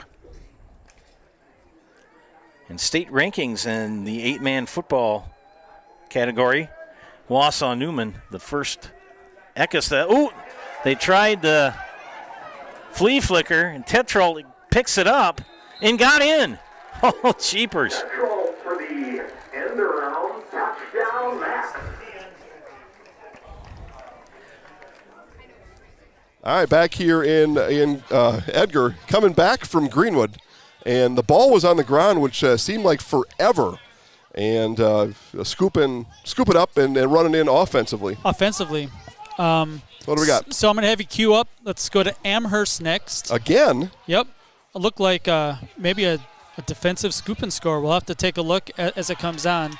You hear the fans cheering here. Stratford is driving the ball on Edgar. We're gonna start ramping up the action. Yeah, all over the place. McDonald missed the extra point, so McDonald 6, Greenwood 0. All right, and I've got it. Let's see, right here. Let's head over. Let's go. Oh, hang on. I got to back it up just a little bit further than that. I'm trying to be too fine with it, but here we go. Back to Mike Wendlandt for another score update in Amherst. Landon Burgos with the tackle, 3rd down. So now we'll see what Amherst has on 3rd down and 6. The last thing you want is a 3 and out after you just gave up a long touchdown drive. Press coverage in the slot near side for Baumgartner. Back to throw, looking right. Long throw on the out route, picked off, pick 6.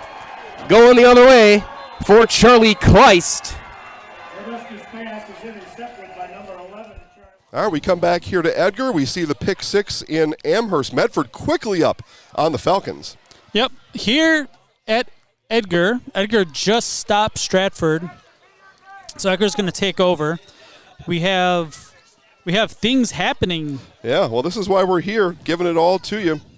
And I think there's an update coming from Slinger, if I have it right there, Dan. That's right.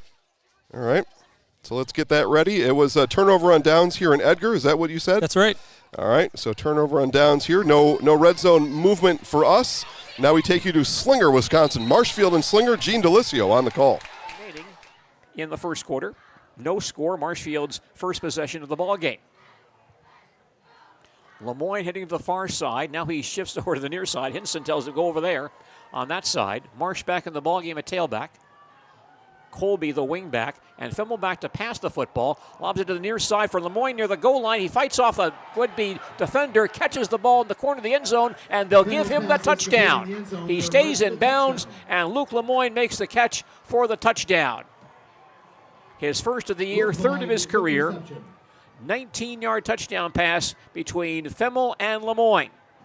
And the Tigers grab a 6-0 lead. And again, back to Edgar. Jason Zaleski here, Dan Ross there. We're at halftime in Stevens Point. We're in halftime in Wisconsin Rapids. We're 5:14 in the first quarter here.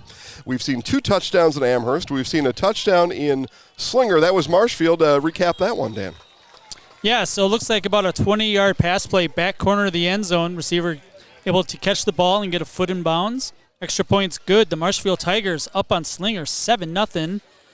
About 6.5 into the game. We saw a touchdown in Greenwood. That was the McDonald Max. I'll refresh from last year. That was, week 4 or 5. Time flies. I have no idea. It could have been week 1 or 9. I think it's about 4 or 5 last year. McDonald, a walk-off winner in football. Those you don't find very often. But McDonald at home last year walked off Greenwood at the buzzer. A lot of people thought that the clock had already expired. The play was allowed to continue. We do have camera feeds on stuff like that, so we happen to concur.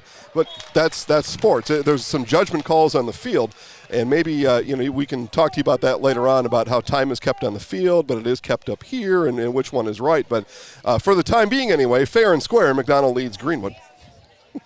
Yep, Edgar with the ball. Not a whole lot happening offensively for Edgar so far. This is the second Edgar possession. Looks like Stratford has forced Edgar to a 3rd and 5.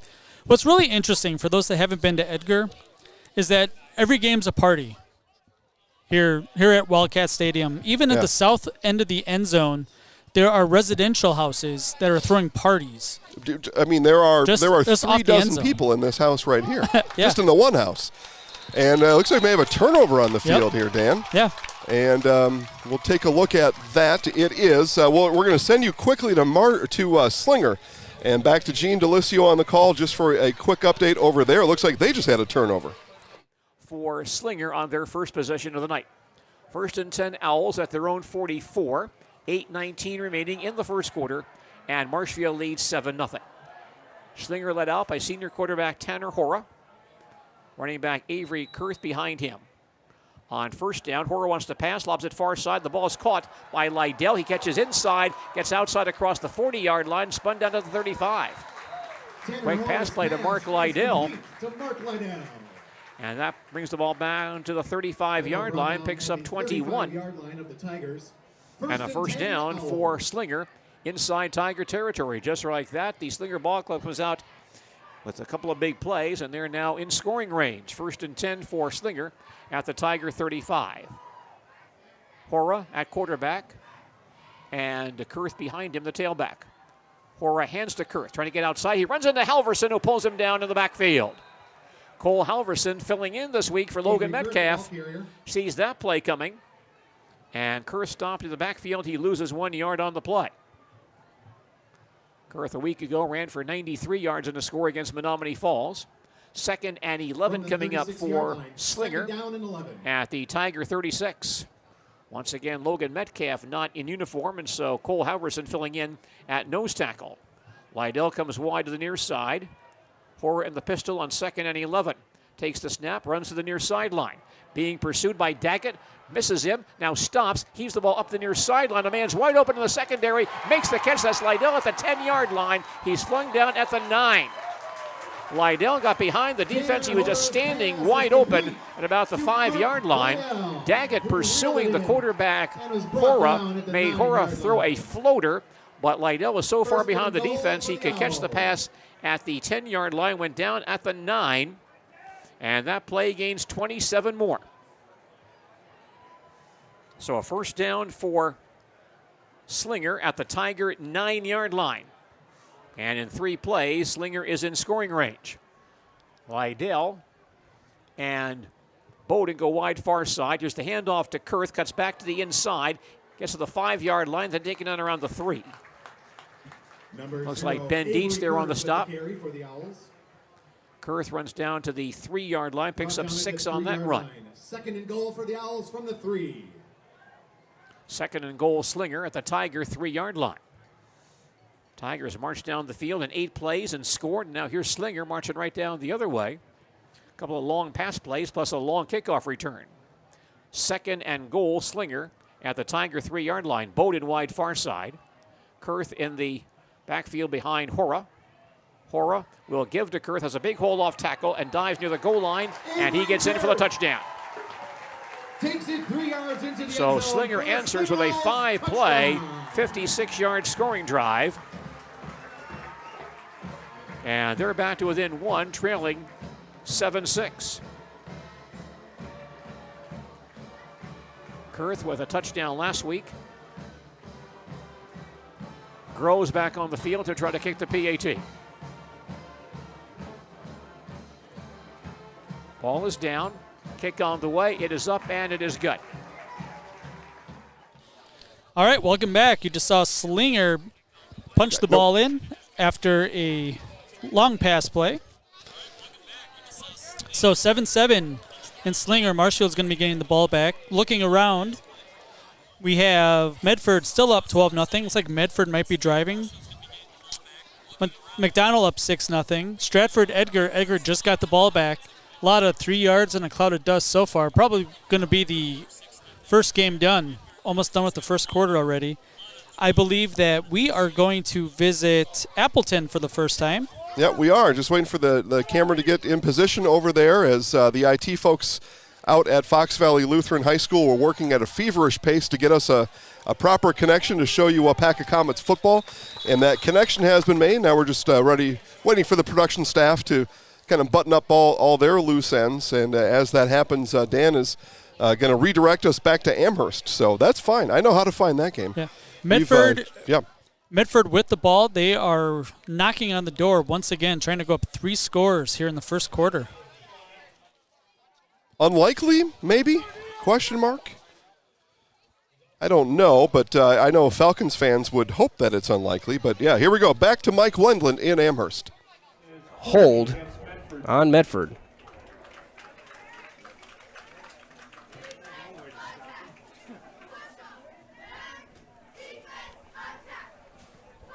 He threw that to 12.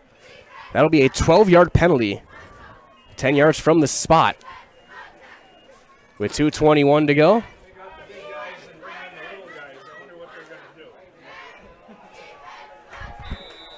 Back in the shotgun now, 1st and goal from the 22. 3 receivers, top of your screen. Gillis, the halfback to the left.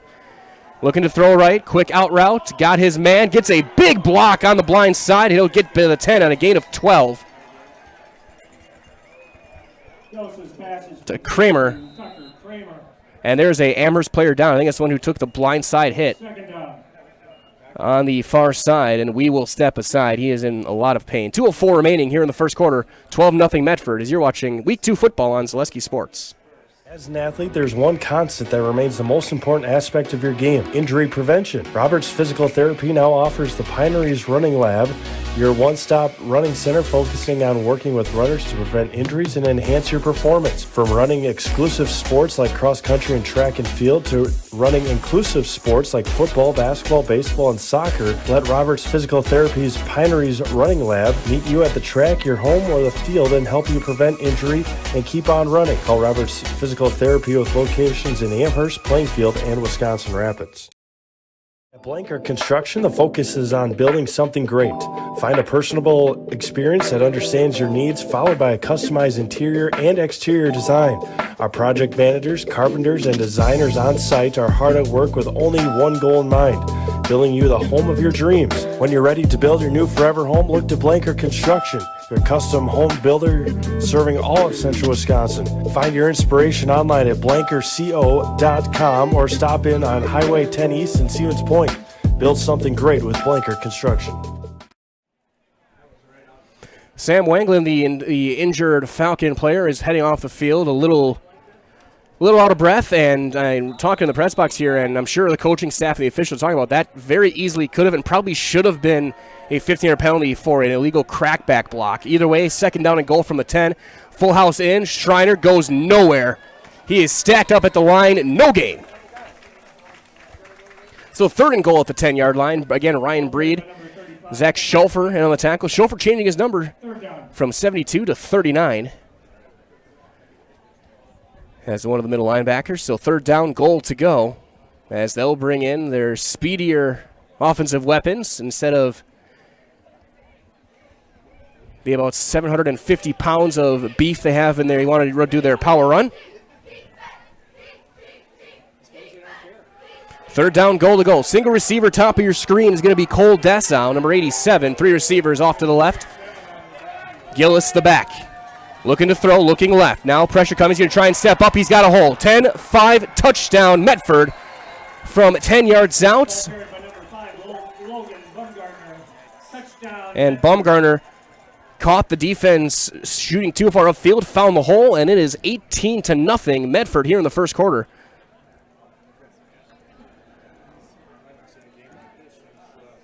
And now they're going to go for 2 one more time, try and get a couple of those points back.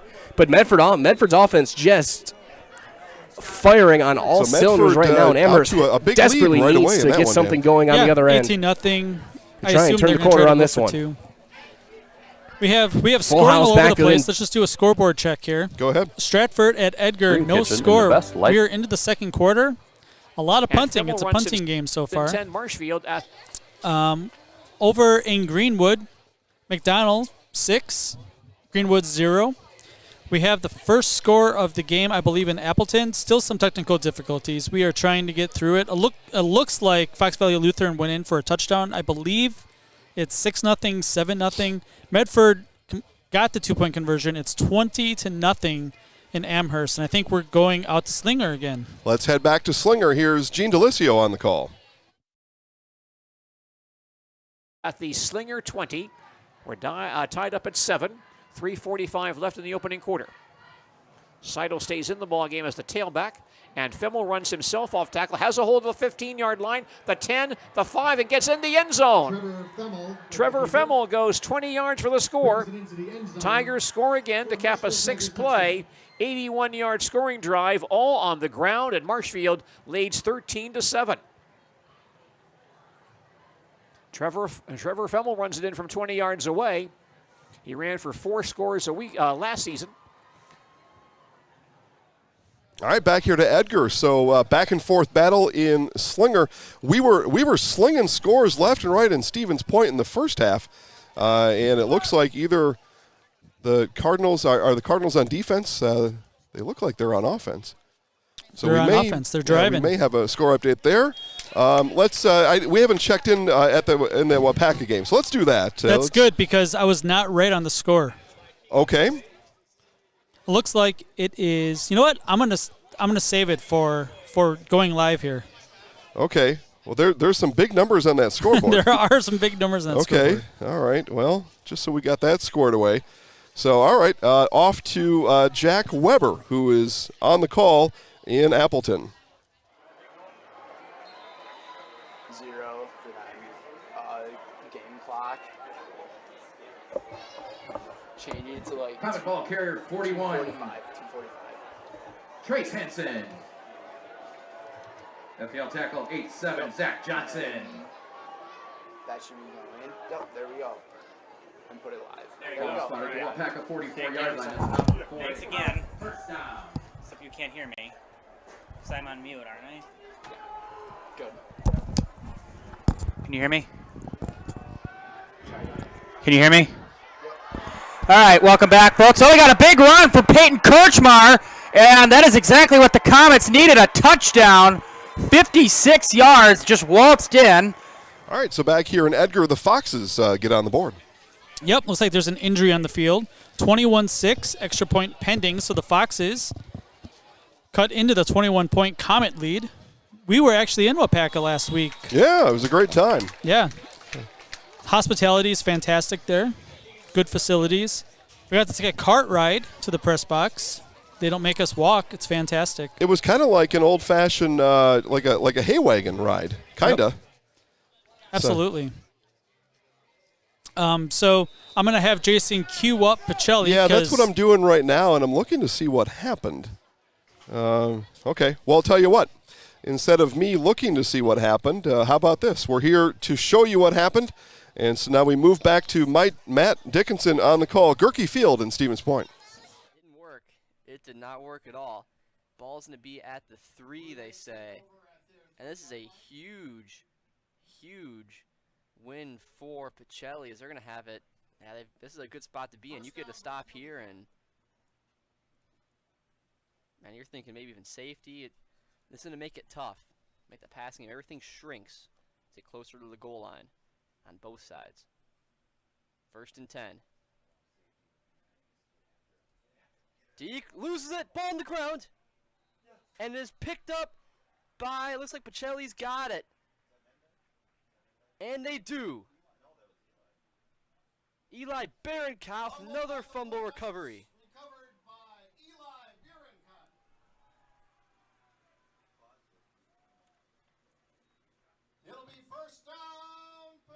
And just like that, a first down and goal to go for the Cardinals. Ball at the 3.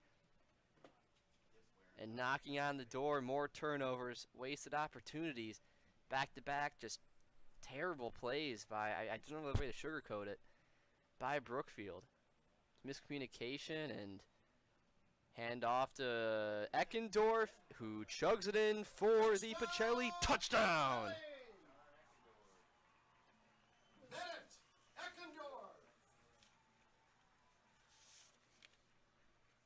All right, you get that really cool look there in Stevens Point, too, as the sun, we see it's the golden hour right now. That's what you were seeing on the screen. That sun comes right into the press box window. You can't hide from it.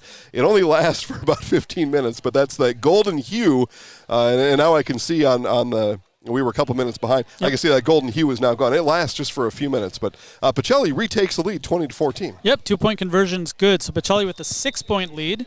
If you want to flip over to that channel, feel free. Brookfield Academy driving. They're actually at the Pacelli 36-yard line. We'll keep you up to date on that. Marshfield still up 7 at Slinger.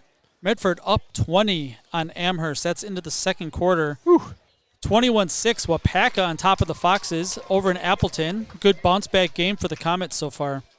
Real quick here before I go back to Greenwood. So we're early out there in Amherst. Who would have figured the Amherst Falcons starting the year 0-2? Now, we're early, but they're behind early.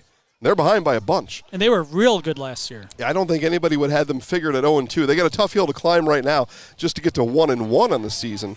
So I don't think anybody had that one called. Dan, you said McDonald. So we'll go back to Greenwood and check in with Joe Anderson on the call out in Greenwood. 8-player football out there. And he's going to punt it. Good punt for Thomas. And that's going to take a Greenwood roll. And Greenwood will down it at about the 14-yard line, where Chippewa Falls McDonald will take over 1st and 10 with 2:50 left here in the first quarter.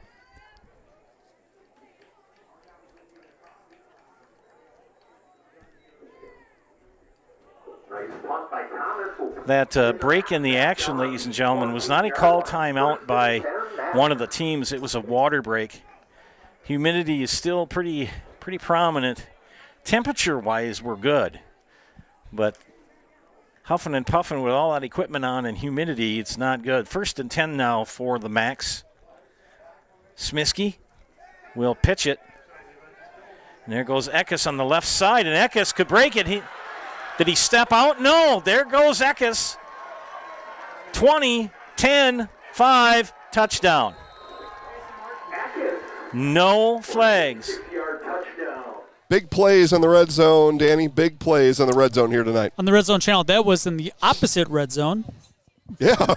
They were in the defensive red zone, and just one play is all it takes. Yep. One handoff in that case. We just had another Edgar punt. More punts than points here in Edgar. Still 0-0. 8:15 left. Ball's just around midfield. Edgar scored 35 last week.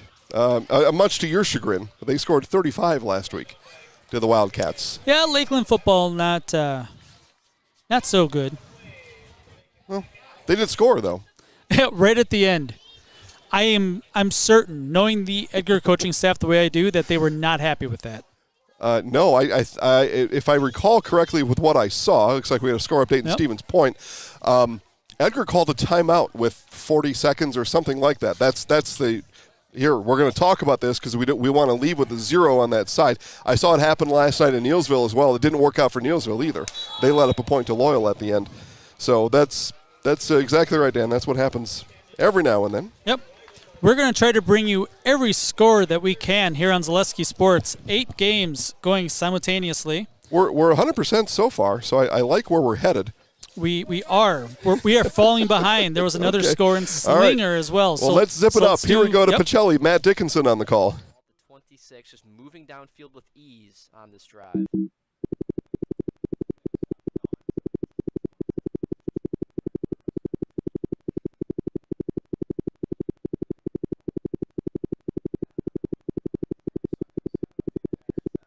First down and 10. Gotta watch out for the pass still.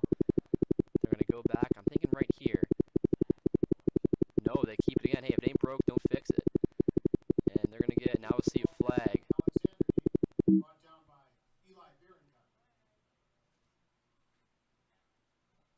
So you'll wait this call. It's about a 4-yard carry. We'll see where the flag changes things, if it adds on yards or takes away.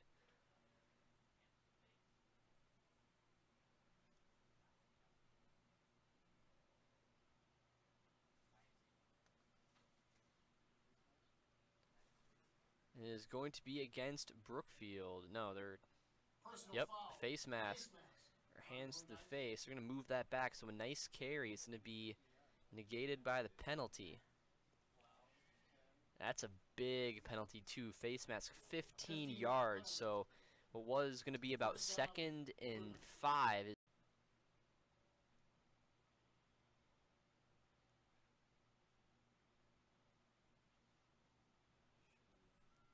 That pass. Oh, he tucks it and runs. What a play by Deke. Left side, going. Touchdown!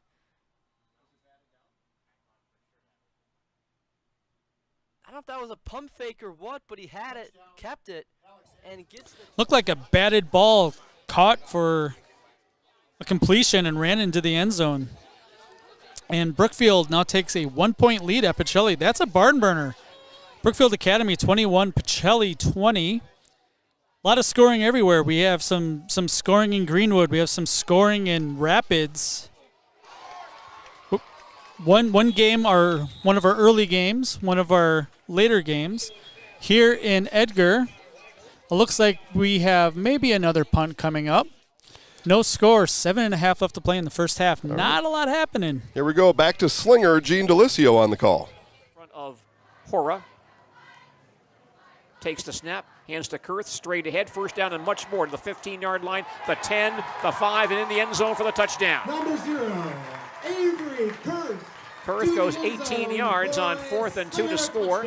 8 play. All right, back here in Edgar is, again, the scoring just keeps snapping here. That was Slinger scoring the touchdown. Yep, Slinger misses the extra point, so it remains 14-13. The Tigers up on Slinger. We have action all over the place. It looks like we have touchdowns in Spencer, touchdowns in Appleton, touchdown in Rapids, which we are about to find. We are oh so close. Looks like it's going to be 4th down here in Edgar, so another punt upcoming. No score. No one's really even been close to scoring. If you like defensive football, Edgar is the place to be tonight. Okay. Well, so far tonight we've liked offense, and for that we head back to Wisconsin Rapids with Steve Maves on the call. Comes up with a little extra energy. First and 10, Royals. And the Royals gain the 10 more yards and another first down. Again, this NASCAR offense, just go, go, go. Pitch it out to Cade Stats with a stiff arm. Got a big block inside the 20. Cuts back inside, and Cade Stats with the touchdown. What vision for Cade Stats. Went to the outside. All right, so Assumption attempts to tighten this one up. It's a one-score game at Wisconsin Rapids. Yep, extra point was good. So under 9 minutes left in the third quarter, Pepin Alma with a 7-point lead on the Royals. Royals look like they are maybe getting the ball back here. Assumption with a chance to tie. Taking a look around, Pacelli has the ball again. Pacelli down by 1. 6:38 left to play in the third quarter. Okay, Dan mentioned a score update in Greenwood. Back to Joe Anderson. To Greenwood 38 with 25 seconds left.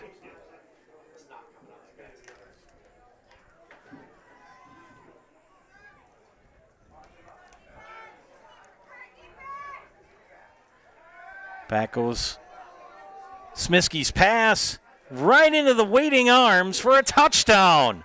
Oh my goodness. Tetrault with a 38-yard pass reception for touchdown. All right, McDonald continues to pour it on. First half action in Greenwood. Yeah, 19-0. The Macs taking care of business so far. Here in Edgar just had a real nice return. Looks like Edgar is actually at the Stratford 31-yard line perhaps. There are a lot of fans in the way. We are not able to see much of the game, unfortunately. Well, which is good for me because I was really concerned about my ability to stay focused over here. But I've got all the work I can handle. Absolutely. Jason is working on a score in Appleton. Our new to Zaleski Sports, the Wapaka Comets, pouring it on today. You'd love to see it. Yeah, well, we had a good time with the Comets last week. And the Comets are having a great time in Appleton right now. Man, I would say they are. And let's get it. We'll get it set right there. And we'll head back to Jack Weber on the call in Appleton. This is Fox Valley Lutheran and Wapaka. Welcome back to the start of the second quarter as High just rolling out, looking, throwing to the end zone, and it is caught. Touchdown. Wow, that's just too easy. That is caught by number 87, Zach Johnson, for the touchdown. It is 20. All right, so another one kind of getting away. Wapaka with a big lead over in Appleton against Fox Valley Lutheran. Yeah, 28-6. Still in the first half.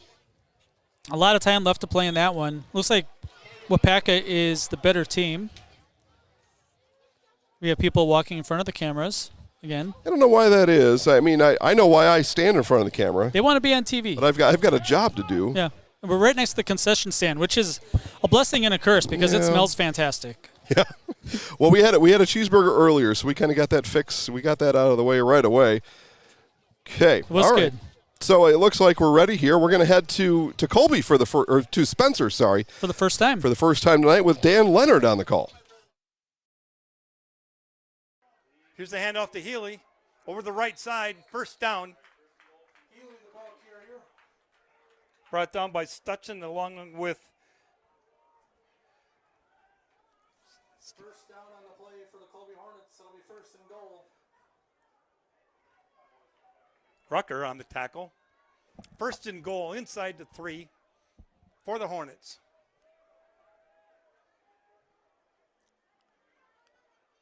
Here's a quick handoff to Healy over the left side. Touchdown. Colby Hornets at the 4:23 mark of the first half. A 3-yard touchdown run. All right, so first points of the day over in Spencer. That's Spencer Columbus Colby.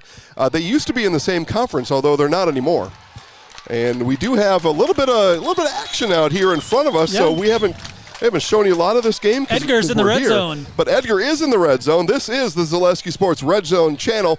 And ma'am, we can't have you in here. Okay, thank you. This is the Zaleski Sports Red Zone channel. And with the Edgar Wildcats in the red zone. I'm going to back it up a little bit because they had a nice fourth down play. So we're going to show you that. And then maybe a score here. We haven't had one yet. Here we are in Edgar. Unofficially, but 6 carries for just 15 yards. So it's been hard going so far inside for this Wildcat squad.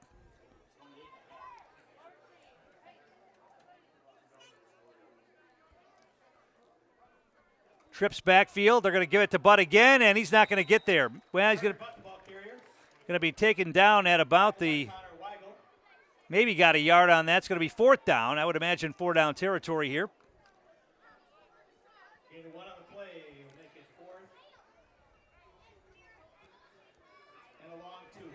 The Stratford defensive line is really handling the Edgar offensive line right now. There's just no place to go for these Edgar running backs. They're getting hit as soon as they get to the line of scrimmage.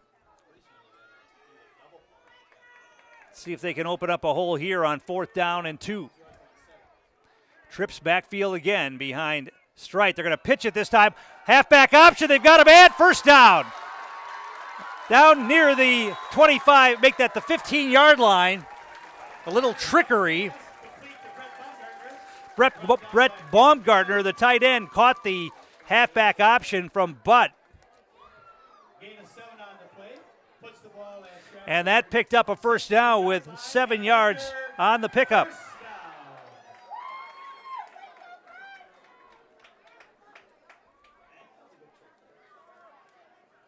So why not? Pull everything out of your playbook here. And on a 4th down and 3, they have Butt throw the pass, complete to Baumgartner. First down. They're going to hand it off to Butt again, left side. This time he's got a little bit of a crease. Gets it down near the 10-yard line.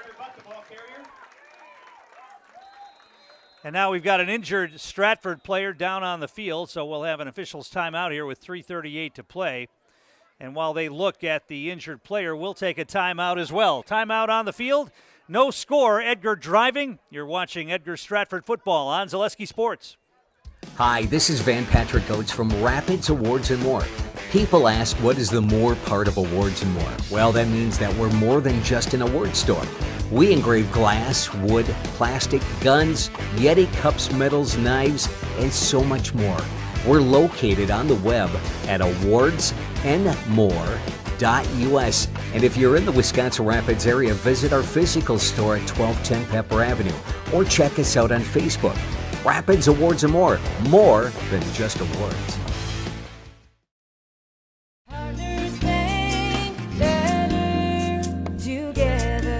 We know how a bank should be at Partners Bank. Banking should be easier, treating our customers as valued and important. Services should be better with online and mobile banking and locations close to where you live and work. Loans should be quicker, and we make all decisions locally with years of experience helping people with their financing needs. Partners Bank, member FDIC, and an equal housing lender. Partners Bank, better together. Back here at Edgar, Ryan Becker, the injured Stratford player, able to walk off under his own power. It looked like he might have got the wind knocked out of him. Maybe took Carter Butt's helmet right to the stomach area. So he's able to walk off. Edgar picked up 5 on that carry by Butt, and it's 2nd down and 5 for the Wildcats. They're going to give it to Butt again, try the same play this time, and he's able to power his way down near the 5. And that's going to be enough for a 1st down. Picked up about 6 on that. And it's going to be 1st and goal for the Wildcats at the Stratford 5-yard line. So those last 2 plays, runs to the left side. The offensive line able to open up a little bit of room. Now they're going to bounce it outside this time, but this time Butt has nowhere to go. He stretches forward. Let's see where they mark the football. One official has him down at about the 4. Let's see where they mark him on the far side of the field. Might have got a little closer than that. Looks like they're going to mark it at about the 3-yard line. Call it a pickup of 2 hard yards on the ground there for Butt as he tried to get around the left side. Going to be 2nd down and goal from the 3. So Edgar has decided to work the left side. And they'll try it again. Now bouncing it inside. Carter Butt, did he get it in? Yes, touchdown, Edgar. Carter Butt from 3 yards out gets the first score of the game.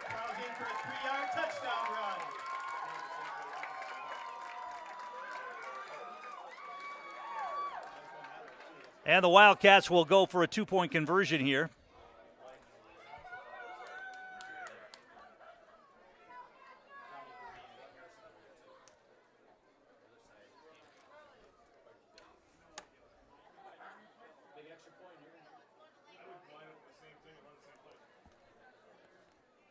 So they will line up and go for 2, straight under center. Slot right. Split backfield behind him. They're going to play action. He wants to throw. He's being pressured, and he's just going to throw it up into the end zone. It's going to be caught. Unbelievable. 2-point conversion right there. OMG. Dan, not only do we have a score, but then that happens too. Yeah, a skyhook pass for the 2-point conversion. He did. He threw it over his head. Might as well, right? I mean, the odds of it getting intercepted and returned the whole way are so slim. Edgar, first blood, little over 2 minutes left to play in the first half. 8-0 Edgar. Fans going crazy because they might have just won. Well, I mean, not really, but well, scoring it's been tough. It has been tough. Okay, quickly, we've got some scores to update. So a whole bunch. Yeah, a whole bunch. So bear with us here. We go back to Greenwood and Joe Anderson. And then went, we're not in the end zone. And that happens. This is, first year or first game of the year. Glenn hands off. No, he kept it. It's not loose. Fumble. Here goes Eckes. Nobody's going to catch him. Nobody's going to catch him. And Eckes. The McDonald Max literally running away from Greenwood. Looks like 26-0 there. The Max, no issues at Greenwood. Still 8-0 here in Edgar. Marshfield still leads 14-13 at Slinger. Slinger missed the extra point after getting the potentially tying touchdown. We do have 2 more scores to update you. It looks like Jason is queuing up a score from Wisconsin Rapids. Yep, here's Steve Maves on the call. To get back into the game, he wasn't ready. Klotz is going to keep it himself, pitch it out to Cade Statskin, gets the outside to the 20, the 15, a stiff arm inside the 10 to the 5, keeps those legs rolling inside the 2. Gets all those yards back and more. And Cade Stats having himself another phenomenal night. It's going to be 1st and goal at the 1.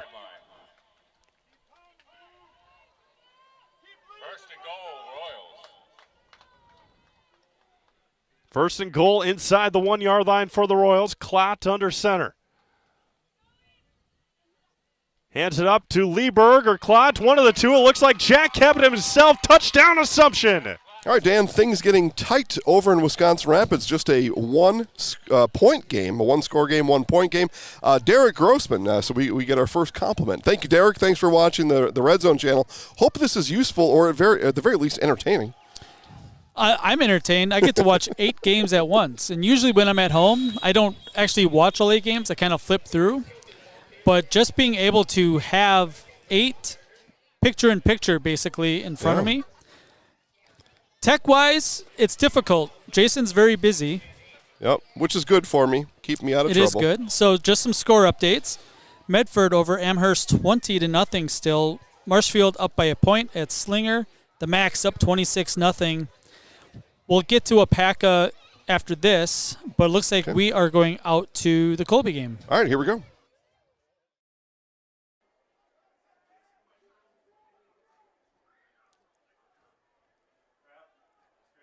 Hamer right up the middle. Touchdown, Hornets.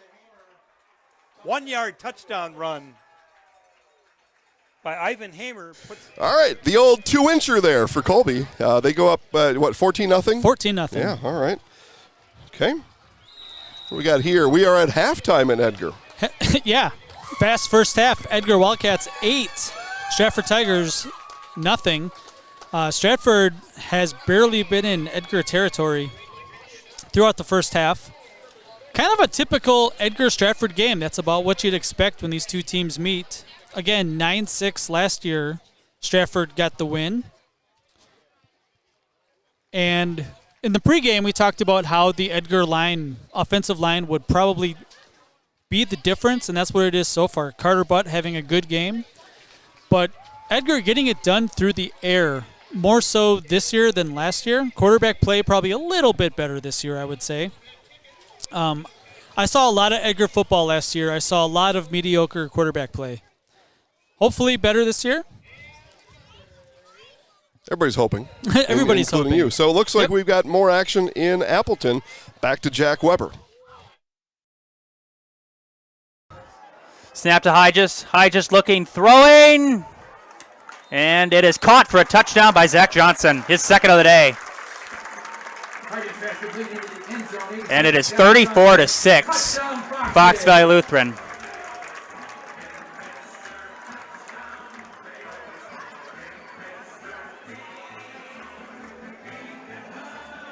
Adam Lohberger is on to attempt the extra point. Big score out there in Appleton. Wapaka running away with it. We may have running clock in the second half, as Dan just saw what I did on this screen to my left. Big play for the Pacelli defense. Yeah, they trail by 1. Assumption trails by 1. I know you gave it just a moment ago, but let's go ahead and just rip through the scores one more time, at least those that aren't at commercial. But I think it's just our game here that's at commercial. Yeah, absolutely. So Colby's up 14-0 at Spencer Columbus. Brookfield Academy up 21-20 on Pacelli. That is under 11 left to play in the game. Pacelli with the ball at the Brookfield Academy 41-yard line. So Pacelli trying to knock it in, trying to get their first win of the season. Pepin Alma 22, Assumption 21. Looks like Pepin Alma is driving the ball inside the Royal 30-yard line. Halftime here in Edgar, 8-0 Edgar. Marshfield up by 1 over at Slinger, 14-13. It looks like Wapaka up big, 35-6. Yeah, real big. And Medford still up 20-0 on Amherst and driving again. Okay, very good. Let's head out to, they may be going to commercial here. Let's pause. I was going to send it out to Stevens Point, but just a commercial going on out there. Pepin Alma driving just a bit. Keep an eye on that Stevens Point game to see if they're going to go to commercial out there or not. It looks like not. So let's send you out to Stevens Point. Matt Dickinson on the call. Made a custom apparel, and Stevens Point provides quality decorated apparel for your hometown schools and summer teams that cooperate to corporate and team outings along with brochure promotional items and sporting goods. And Velocity Clubhouse offers private lessons, clinics, open gyms, and rentals of batting cages, hitting simulators, basketball courts, volleyball, and more. Up your game at Velocity Clubhouse in Stevens Point. Unhappy in your current job? Join the team at Monogram Foods in Plover. With 2 modern facilities and plenty of openings, make the choice to come grow with Monogram Appetizers. There's an injured player on the field, looks like, out there. Can't see a number. We're going to take a timeout as he is down. We'll be right back after this.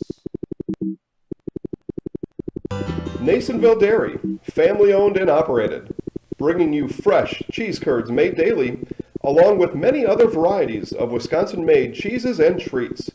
Don't forget to check out our cheese and sausage trays for your upcoming parties and cheese and sausage gift packages for the holiday season or any other special occasion.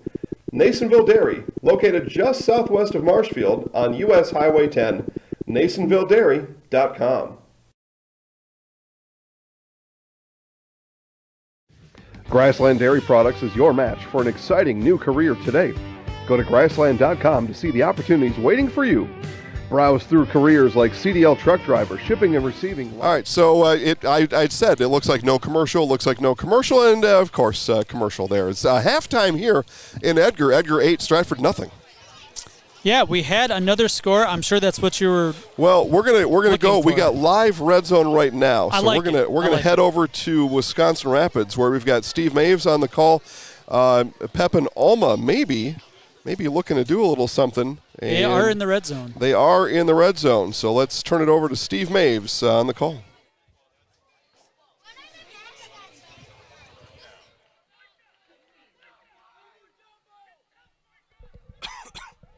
So first and goal right at the 10. Score update from Amherst. We'll take a look at that here in just a moment. With 90 seconds to go in this third quarter. Seifert back under center. Hands it up to Bergman off the left side, and Demetrius keeps his legs rolling inside the 5. Demetrius already a couple of touchdowns tonight.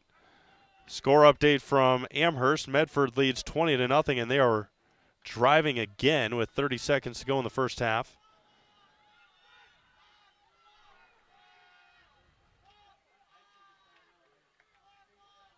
Under a minute to go. And receiver to the near side is Mann. And Coach Sullivan will take a timeout. 50 seconds to go, third quarter. 22-21, Pep and Alma back to Wisconsin Rapids after this. When the last thing you need to happen does. One of our 16 mobile service trucks from Sherrill Tire and Service Center can keep you rolling and growing.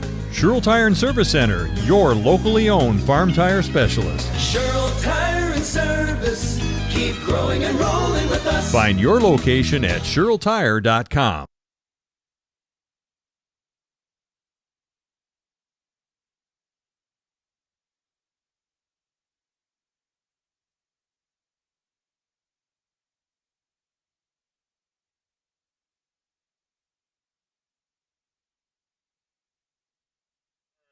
Spectrum Benefit Solutions has offices located throughout central Wisconsin. Spectrum Benefit Solutions is your group benefits provider for health, dental, accident, and life insurance. Spectrum Benefit Solutions works with hundreds of clients of all sizes to help you attract and retain the best employees. Find Spectrum Benefit Solutions on Facebook to get started today. So it'll be second and goal from the 2-yard line with 50 seconds to go here in the third quarter. As they just announced the 50-50, $260 tonight. Seifert back under center. And Bergman off the right side untouched. All right, so commercial break over in Wisconsin Rapids. Is that what happened? Boy, yep. I thought I saw a Pep and Alma score. I must have been seeing something else.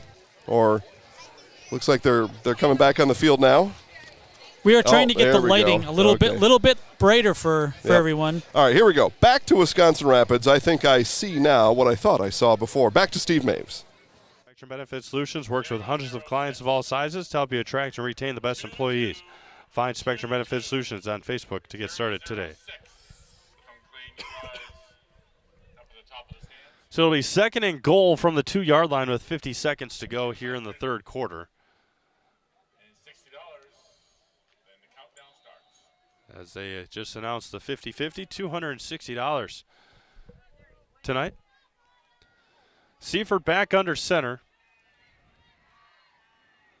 And Bergman off the right side, untouched, touchdown to Pepinolma.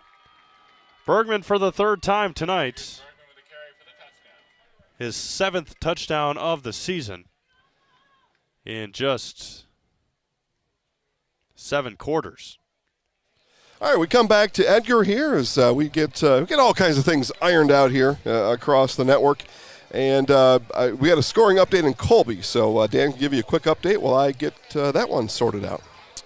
Yeah, absolutely. Just to give a run of where we're at, Edgar halftime still up 8-0. A lot of people at the concession stands. Come on out, catch the second half. Darkness is coming. It's getting dark quick. Winter is coming. Yeah. Darkness is just is really upon us, isn't it? Marshfield still up 14-13 at Slinger. The Macs have scored again. They're up 33-0, rolling over Greenwood. That is almost halftime. Okay, let's head back to Spencer with Dan Leonard on the call. 42-yard line. Here's Meyer on the draw play to Healy. There's room up the middle. He breaks into the open. He's quick. He's a speedster. He's gone. Touchdown, Hornets. –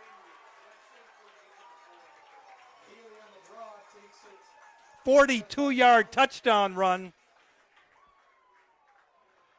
42-yard run by Caden Healy puts the Hornets on the board, making it Colby 20. All right, back here again. Jason Zaleski here. I promised Dan Ross is there. We're a little bit dark here, and we've got some lights turned on. It's a little trust creepy. Me. It's a little creepy. Trust me, we do.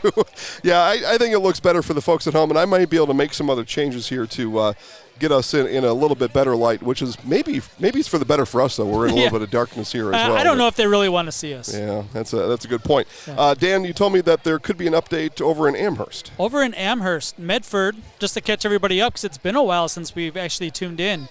Medford up 20-0 right away. Most of it in the first quarter. We haven't gone back, and it is now approaching halftime, but there was a score. Okay. Let's find out what that is. Here's Mike Wendlandt on the call. Seconds left. 3 receivers top of the screen. Single receiver to the right.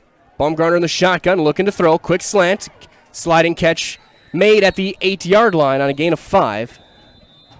That is going to be Cole Dassau. Pass is complete to Cole Dassau. Second down. And the final timeout taken by Med. Looks like Edgar up on Stratford 8-0 as well. Second down and about 5, looking to throw. And it's blown dead. Flag thrown by the far side judge, the line judge down there. And it's going to be an illegal procedure. Penalty indication is illegal procedure against Medford. On Medford. Remains second down. And 8-0 Edgar on that one. Colby up on Spencer Columbus, 21-0. Marshall up on Slinger, 14-13. Wapaka up big on Fox Valley Lutheran, 35-6. Second down and 9 at the 11-yard line. Baumgartner to throw, pressure coming up toward the top of the end zone. Leaping catch, made, touchdown to Charlie Kleist. Dan, we saw Amherst have trouble defending the pass last week against Clintonville, and it looks like those troubles persist here at home against Medford. Yeah, a lot of things to iron out. Medford gets the 2-point conversion, 28-0. That one is now at the half. Halftime at a lot of different places. Greenwood or McDonald's scored again. It is 40-0. That's going to be a quick second half, I'm thinking, in Greenwood. At that point, go ahead, update us. It looks like they had a scoreboard inversion over there in Appleton. Update that one. Right. So right. We were reporting that Wapaka big over Fox Valley Lutheran. The scoreboard's now flipped, right? Yeah. So 35-6 the Foxes over the Comets. Okay, very good. I hope it's right. Well, one of them had to be right at this point. Yeah. Right. Yep. Right.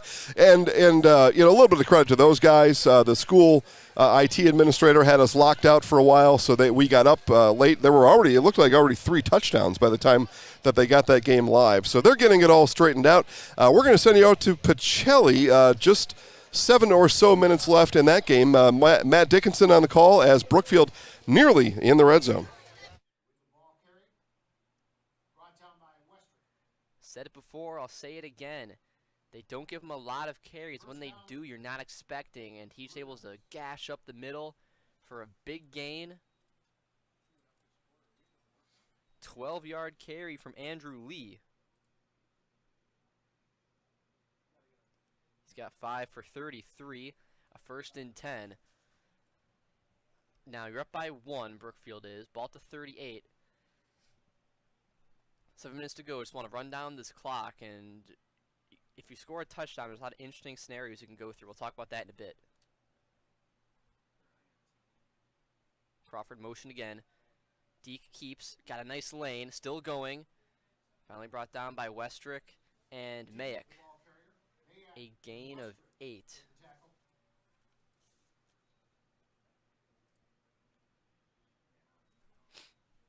Monster performance. 2nd down and 2. 2nd down.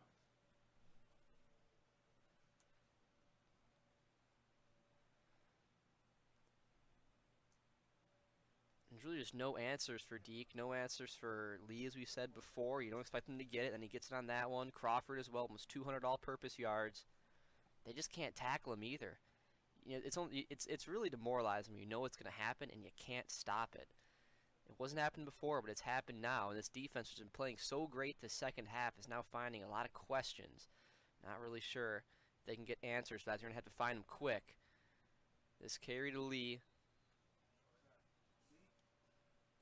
Lee, the ball carrier.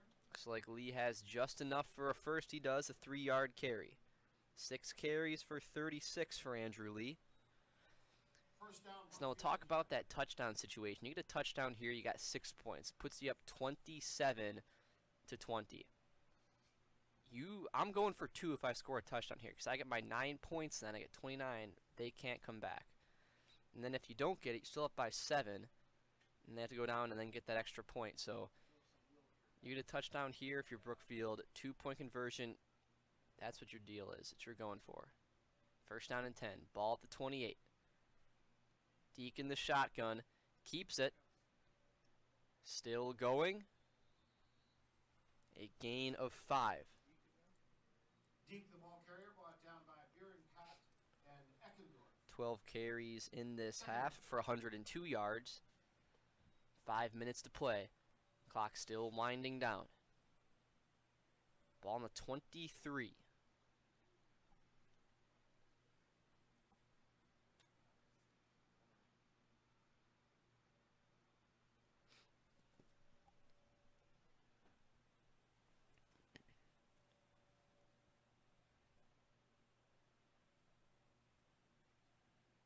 Lee moves over left-hand side. Quick little bubble screen there. Open space is Green. Finding a gap. Green with the catch. Colton Green with a 1st down for Brookfield. Out of bounds by a couple of Cardinals. 1st down, Blue Knights. Ball on the 11. 7 catches, 84 yards for Colton Green. After 5 straight incompletions, finally completion for Alex Deke. 12 of 21 on the night. 4 minutes to play. 1st down and 10. Deke keeps, got the outside, runs him over, pylon, see what the call is. Deke with the carry. Oh, so close, down at the 1. He ran over Westrick, but couldn't get into the end zone. It will be, is that going to be a 1st and goal at the 1, or they can call a 2nd and inches?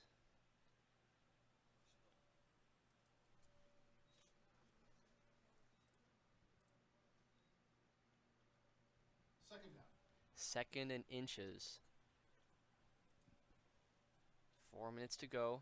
Clock should be running. Or is he out of bounds? I think he was out of bounds. Now I'm confused. Thought it was a first down there because he got so close. He was right at the pylon, it seemed like. And Deke keeps in for the touchdown. All right, Dan. So Brookfield, maybe putting that one away. I don't know. We've seen enough out of Pacelli this year. 33-6 last week against Waiawega offensively. Has Pacelli scored a touchdown in the second half? I don't think so. Yeah. It was very high scoring in the first half, and that might have been the first score that we've actually seen in the second half for either team. Okay, drama out in Wisconsin Rapids right now. We'll get that one queued up for you and send you back to Steve Maves. That is also midway through the fourth quarter, so time ticking down in some of these early games. Okay, here's the drama at Southwood County 2000 Field.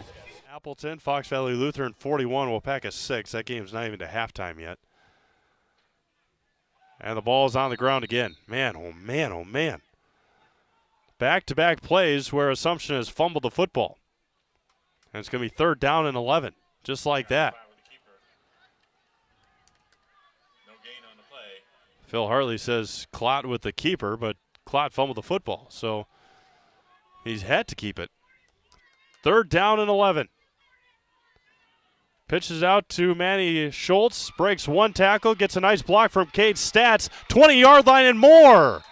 It's going to be close to a first down, and they are going to give him the first down. He needed 11, got 13, 14 yards. And a great block again by Cade Stats. He was able to break that first initial tackle and then got to the edge, got a big block from Cade Stats, and then gained those yards needed. First down and 10 for Assumption inside the red zone. Stats in motion, hands up to Lieberg off the left side. Nick again keeps those legs rolling. And every time that Nick runs, he's every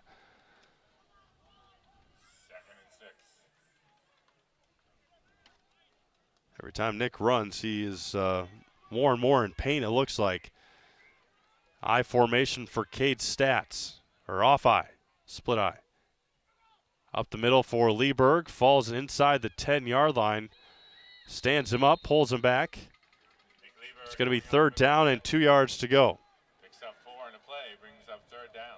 See if we can get you a score here from Columbus Catholic, or excuse me, Spencer Columbus and Colby. It was 14-0 last look right before halftime, 21-0 Colby. 3rd down. Hands up to Lieberg. No, he keeps him himself. Stats on the left side. Touchdown! Cade Stats from 10 yards out, and the Royals back within a point. Again, read it perfectly to Jack Klott. Pitched it out to Cade Stats, and Cade into the end zone again for the Assumption Royals. With 9:55 to go here in the ball game. And now the ever important PAT.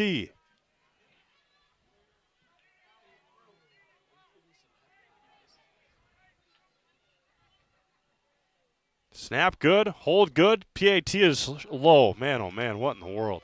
So Assumption with a chance to tie that game, Dan. An extra point. Former kicker, maybe explain to us what might have happened there. A lot of things can happen. It's not something that is practiced that much. A lot can go wrong, right? And we're used to watching a lot of football on Saturdays and Sundays where it's a machine. You know, you snap it, you catch it, you hold it, you kick it over and over and over.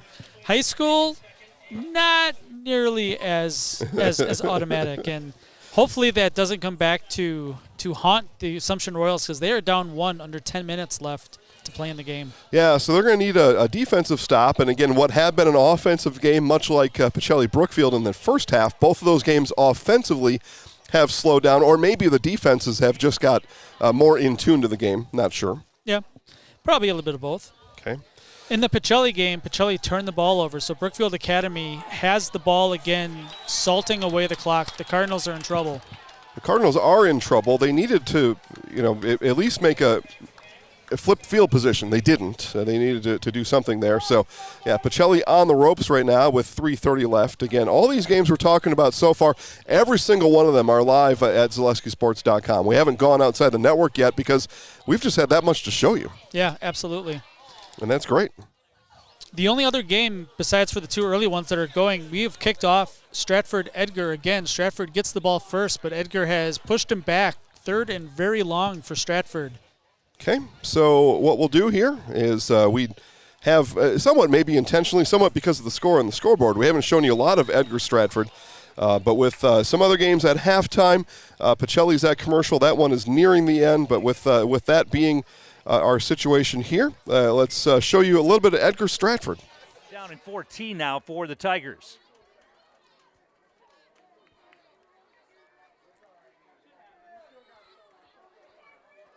Man comes in motion. Here comes a blitz. We're going to get a flag. That's going to be a motion penalty against Stratford. That'll back him up even more. Indication is false start on Stratford.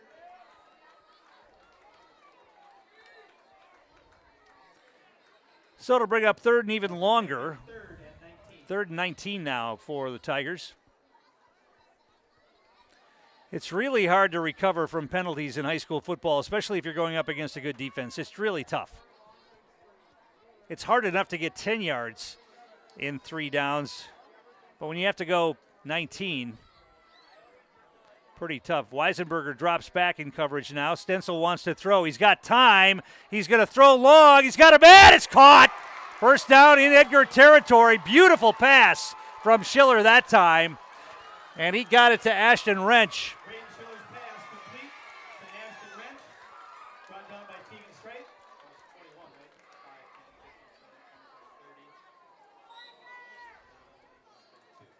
32 on the play. 32 on the pass and catch. At Edgar's 47-yard line. And just like that, Stratford's in business. First and 10 on the Edgar side of the 50 at the 47-yard line.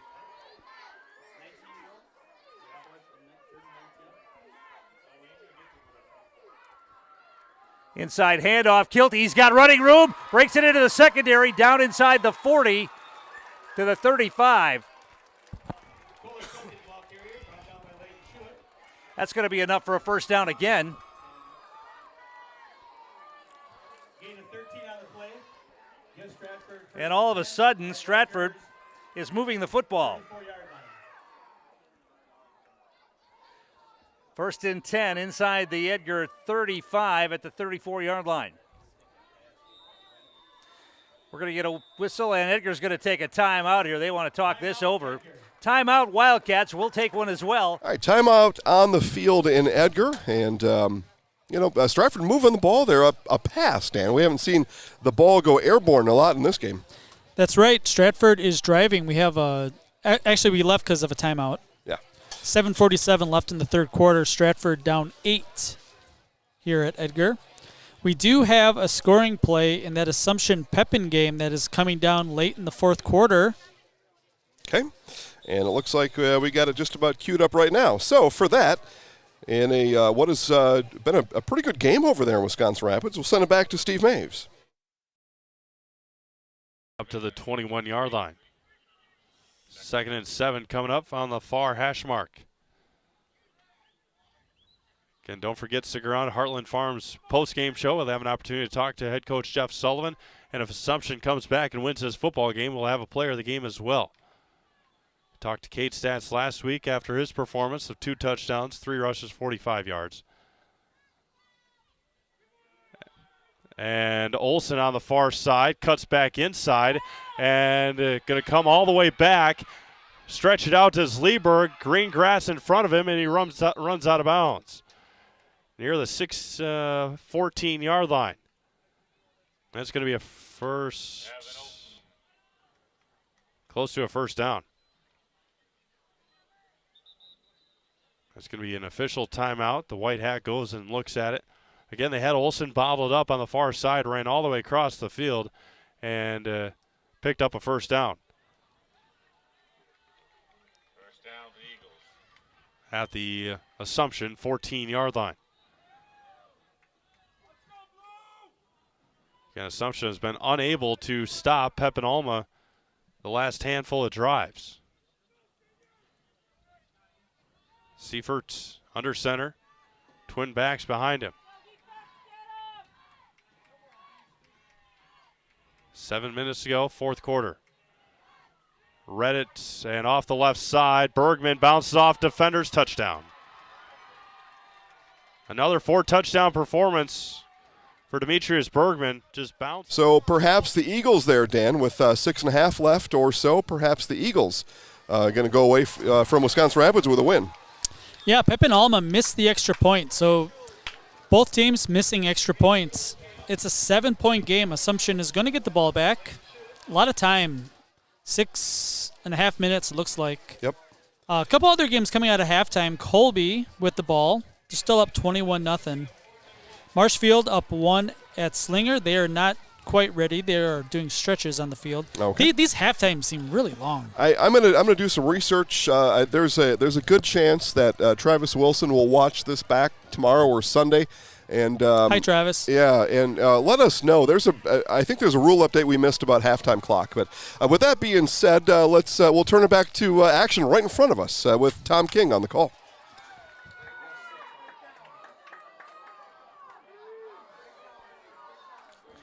Schiller has completed 7 passes. He's 7 out of 11 here tonight.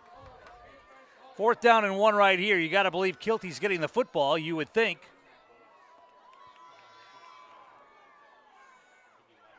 No, they're going to throw it out in the flat. They got him in! And falling forward for the first down. All right, big-time play there defensively for the Wildcats. Stratford comes out throwing on 4th and 1, Dan. Yeah, I mean, good swing pass, able to catch it in the open, just couldn't make a move to get that 1 yard that Stratford needed. And another turnover on downs. Edgar has the ball. Yeah, and their first play is a long run. We're interested right now in Stevens Point. Brookfield leads by 7. Pacelli, though, on defense. Yep. Right, so they need to stop at 2nd and 10. Yeah, Pacelli's taking timeouts. Yeah, so they need probably. Well, they need obviously at least 2 stops, right? Yep. But you can't give up any yards. I don't know how many timeouts they have left there, but we're going to keep an eye on that one for you and see if Pacelli gets a chance to get the ball back. Assumption is driving right now, so that may be what we're going to go to next as Brookfield looks like they're going to be able to run out the clock. Yep, first down. So that will be a final score. Go ahead and announce it, Dan. Victory formation coming up. Brookfield Academy 27, Pacelli 20. We will let you know if anything happens in the kneel downs, but it looks like it's over. Cannot imagine, but we do have some late game drama back in Wisconsin Rapids, and we'll kick it back to Steve Maves on the call. 4 minutes to go. And a long look. Assumption cannot waste timeouts. Nick Lieber goes back to the game. Again, at this point, you cannot waste timeouts. Get up to the line. We got to go. Man, oh man, bad. 3:42 to go in the ball game. 4th down and long coming up. 34-27. Pep and Alma back to Wisconsin Rapids after this. There's definitely family pride in this. I mean, just thinking back that this business has been built since the late 1800s. My great-great-grandfather, my great-grandfather, my grandfather, and my father all working toward the same goal. There's definitely a lot of pride in that, and you want to make sure that you make the family proud.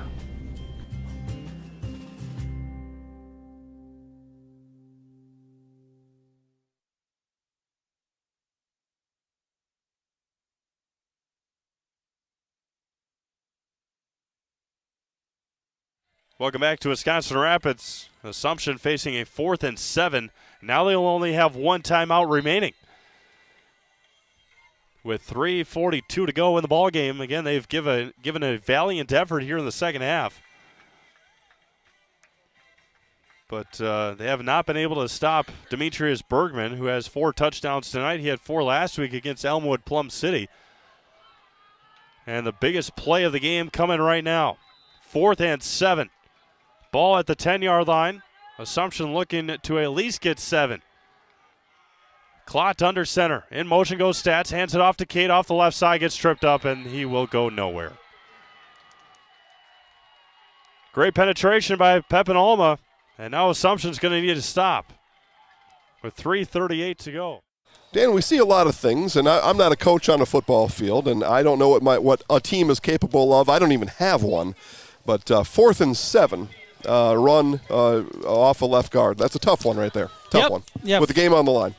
Well, I mean, the defense probably expects pass, so maybe you catch them off guard, but that didn't work.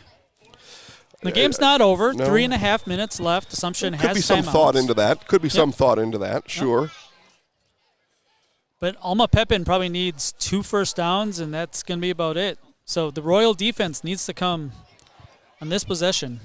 Final score from Stevens Point. There it is. Brookfield 27, Pacelli 20. So we get our first final of the night. That moves Pacelli to 0-2 on the season. This was a playoff team a year ago. 19 on the roster, I was told last week. So Pacelli, that's the ebb and flow of high school sports. You get a class like this, and then sometimes like this, and Pacelli off to an 0-2 start. Yeah, they were 10-0 last year. I think they won their first 9 or 10. Yeah. Yeah. Well, they won 9, then they won a playoff game. Yep. And then they went to Coleman and were sent back to Stevens Point after that. But a very nice season. They had a Bryson Cashin. They had who set the all-time rushing mark at the school, the all-time touchdown mark at the school. They had that kind of player and others last year. I'm sure as I see Coach Drew Nelson walk off the field there, Coach Nelson's a fine football coach. He'll get these guys ramped up. Non-conference games, so you still got the conference season ahead of you, but Pacelli does start out 0-2. Assumption looking for a defensive stop, and they don't get it. Pepin gets a 20-yard run. Colby looks like they are in the red zone right at the goal line. Well, then let my fingers go quick. What Colby up 21-0 at Spencer Columbus, trying to add on. Okay, let me see if I can get that game picked. There it is, and back out to Dan Leonard on the call. Corner to get into the end zone. Meyer with a strong arm.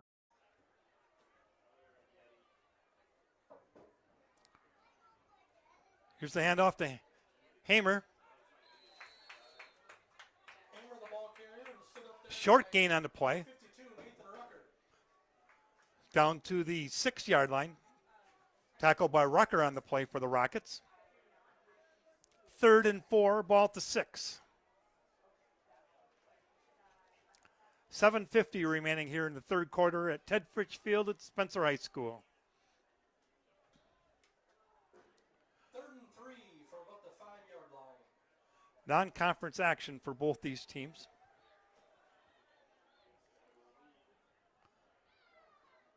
Meyer brings him up to the line of scrimmage in the I formation. Back to pass. Looking for Rue. Touchdown, Hornets. 6-yard touchdown pass from Meyer. Tevin Hughes puts the Hornets on the board, making it 27 for Colby. Spencer Columbus 0 at the 7:25 mark of the third quarter. Nice quick pass to the outside, and he was just able to beat the defensive guy to the corner to get into the end zone. Meyer with a strong arm. Brost to attempt the extra point.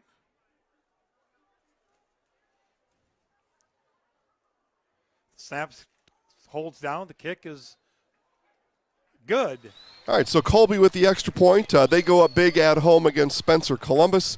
Wapaka trailing. It looks like it will be a running clock to start over at Fox Valley Lutheran, as we reported just a little bit ago. Pacelli falls to 0-2. They fall to Brookfield at home. So they start. Not only does Pacelli start the season 0-2, they start the season 0-2 at home. So the road games are yet to come for the young, inexperienced Pacelli Cardinals. As I see, Stratford is on a 3rd and long. They were flagged for delay of game, and Alma Pepin just about to run out the clock in Wisconsin Rapids, although there is a 3rd down upcoming. So we'll get you sorted out for that game. I think that sounds like a pretty good one to switch you to. So we'll kick it back to Steve Maves over in Wisconsin Rapids for what could be what is a big defensive play coming up. It's 4th down there. It'll be about 47 seconds. So Pepin Alma is going to take it all the way down. They might as well take a penalty. Nope, they're not. They're going to take a timeout. 47 seconds left. we'll keep it right here. As thank our friends over at Heartland Farms. Heartland Farms is a 5th-generation potato and vegetable farm producing many varieties of chipping potatoes and currently farming 27,000 irrigated acres and growing. They are currently the cream of the crop in the potato farming business. Learn more at heartland.farm. That is heartland.farm.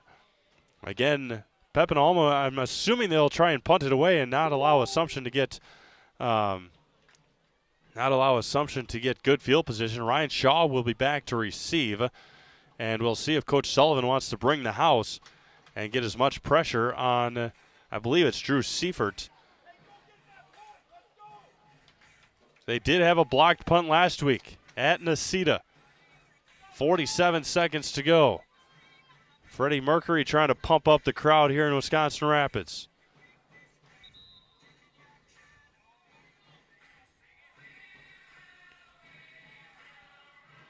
Ryan Shaw stands all the way back at his own 30-yard line. Now he comes back to about the 32.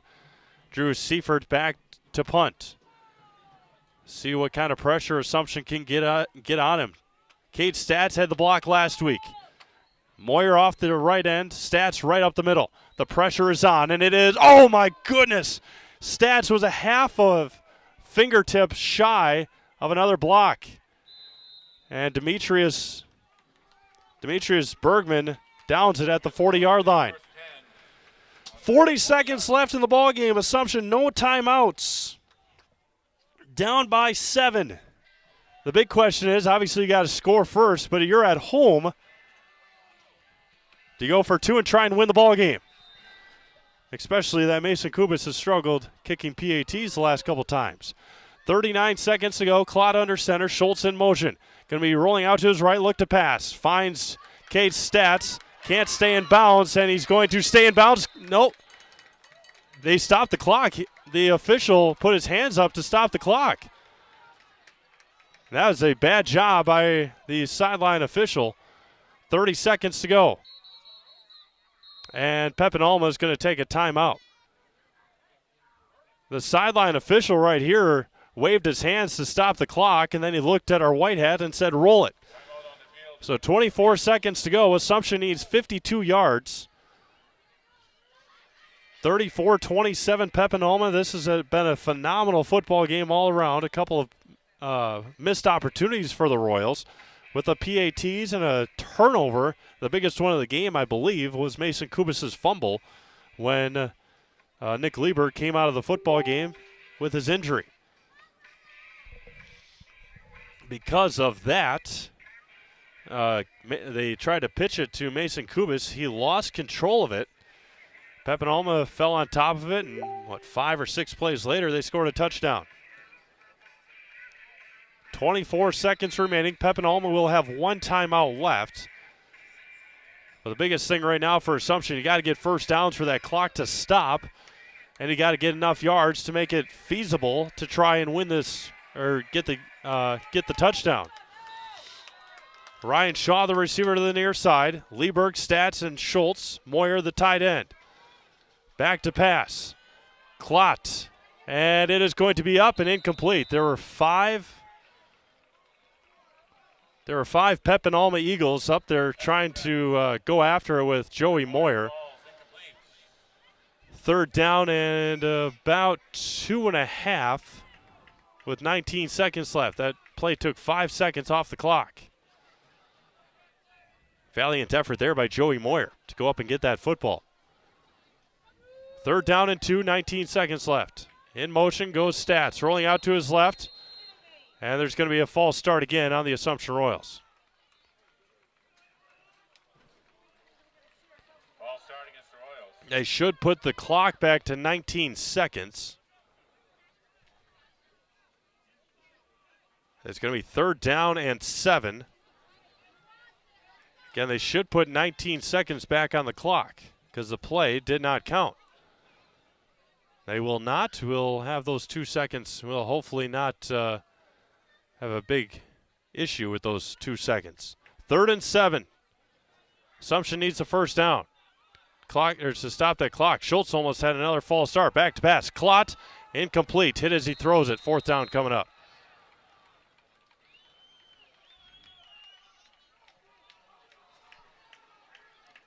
Fourth and 7. Ball at the 43-yard line. Assumption gets up to the line quickly. Again, Manny Schultz has got to be careful. He just about every play he moves early. Ball game right here, 4th and 7. 12 seconds left to go. Klott under center. Hands it up the middle. Lieberg falls forward for a 1st down. The clock will stop. Got to get up to the line of scrimmage. 7 seconds to go. Klott should spike it, and he does. With 1 second to go. There should not be 1 second. There was about 7 seconds when Lieber got the 1st down. They didn't stop. It didn't seem like they stopped the clock. 1 second to go in the ball game. They will send their tall defenders back. That's Evan Olson. See if they try the hook and ladder or they go for the Hail Mary. Klott under center. Back to pass. Steps up. And nobody is there, and that will do it here tonight. Pepinolma comes away with a road victory over the Assumption. All right, Assumption with a valiant attempt there, Dan, but no comeback in the cards for the Royals tonight. Nope, they're going to drop to 1-1. Again, promising season for the Royals coming up. A tough game against a traditionally good Alma Pepin team. All right, the Edgar Wildcats are on the move in the red zone right here in Edgar. Back to Tom King. More possessions in the 4th quarter. You're going to see a steady diet of Carter Butt just pounding at this Stratford defense, trying to wear him down. 1st and goal at the 9 for the Wildcats. They give it to Butt again, right side, and he's going to be knocked down. Short gain. He fumbled. Did he fumble? They're going to say he was down. I think the ball came out, but he was down. Got it down to about the 7. Only a couple yards on that carry for Butt.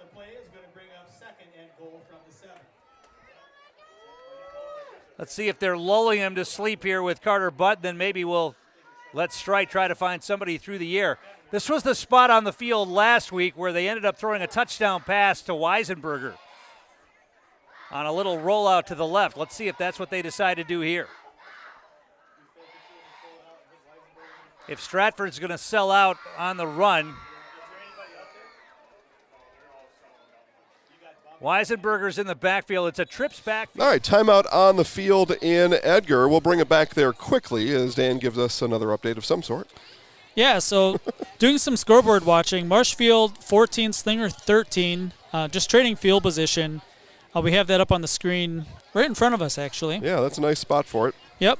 Colby now up 34-0 on Spencer Columbus.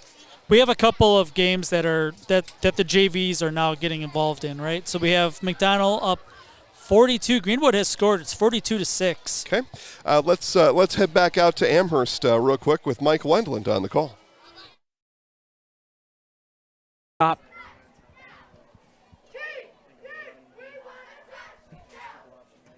Option, pitch Derazinski. Tries to cut back, breaks the first tackle, still going inside the 40 and a gain of 2. 4th carry for Jake. Jake was solid in the first half last week as a running back. He was the primary one before he left with an injury. But he's healthy this week, and it's a big gain for them to have him back on both sides of the ball. Now into the shotgun, 2nd down and 8. 8.5 to play. Quarter number 3. Glodowski looking to throw. Going to look up the seam. He's got a man. Derazinski, 10, 5, touchdown! Falcons, 38 yards. Jake Derazinski. And what a drive out of the half. All right, Dan, we see the Amherst Falcons get on the board. Yep, first touchdown of the night. Went for 2. It was no good. So 6 points for Amherst. We're going to go live to Wildcat Stadium here in Edgar. We got some action. Okay, here we go. Tom King back on the call in Edgar. On that play.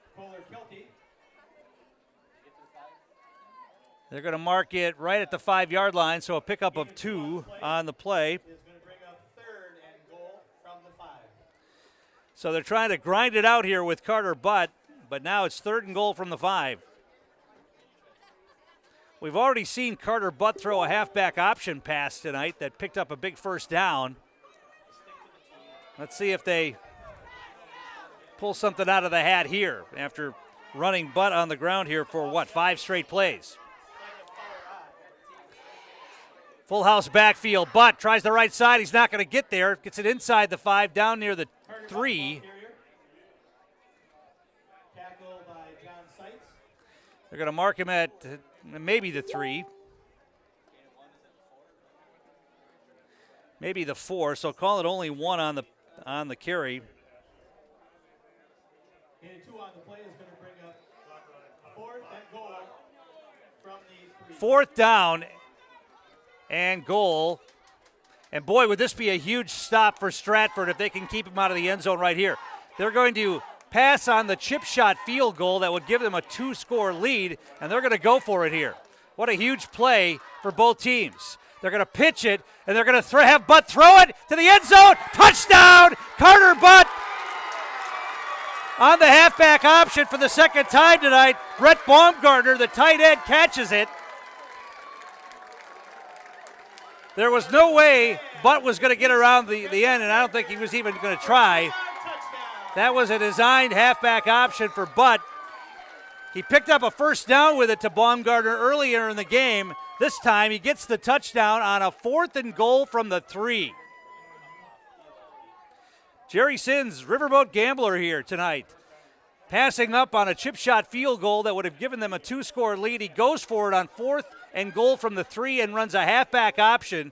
And Carter Butt hits Brett Baumgartner. All right, coming back here to Edgar. See, the Wildcats increase their lead. Yeah, it looked like a little bit of trickery. It looked like a little halfback pass for the touchdown. 4th and goal at the 5. Extra point was no good. So 14-0 Edgar.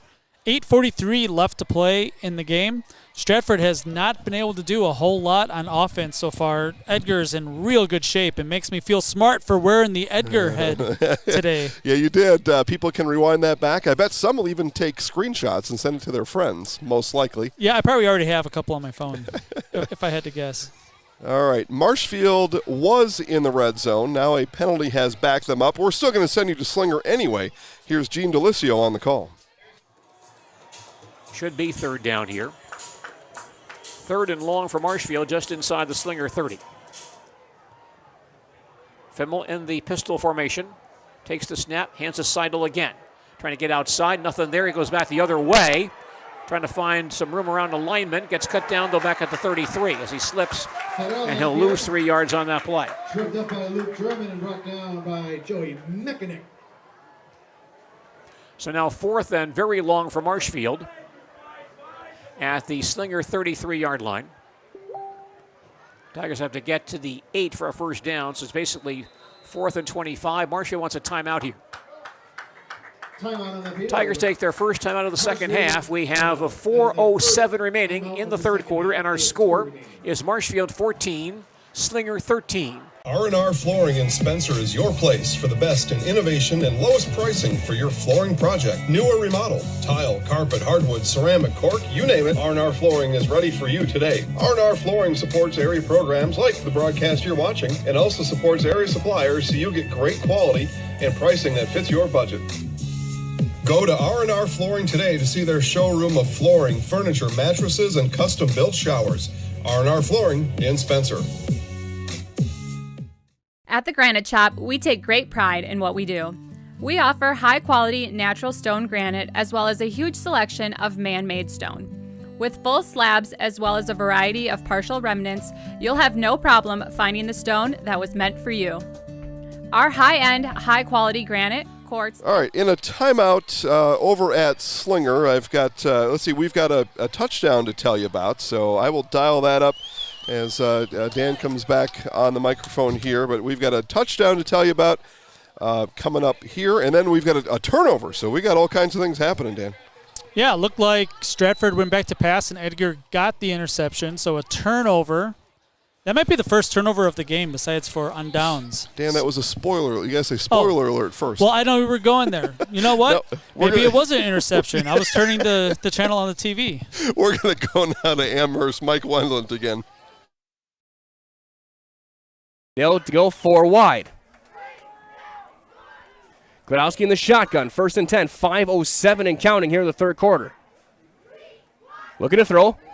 Gotten tipped and incomplete. Jaden Jastrzomski is very thankful that he tipped it enough that Bumgarner didn't pick that off.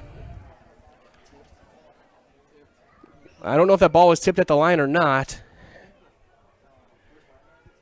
But there's a lot of heat on that throw, and Jastrzomski, I don't think, was ready for it, and he...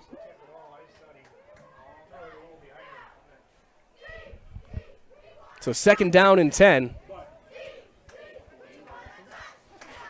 And if there's anything to go on, we might be seeing in real time the new Falcons offense starting to show itself with conference play next week.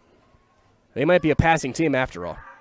Out route wide open. Jastrzomski cuts back outside, knocked down inside the 10 at the 8. He got 10. Looks like it'll be 3rd down and inches.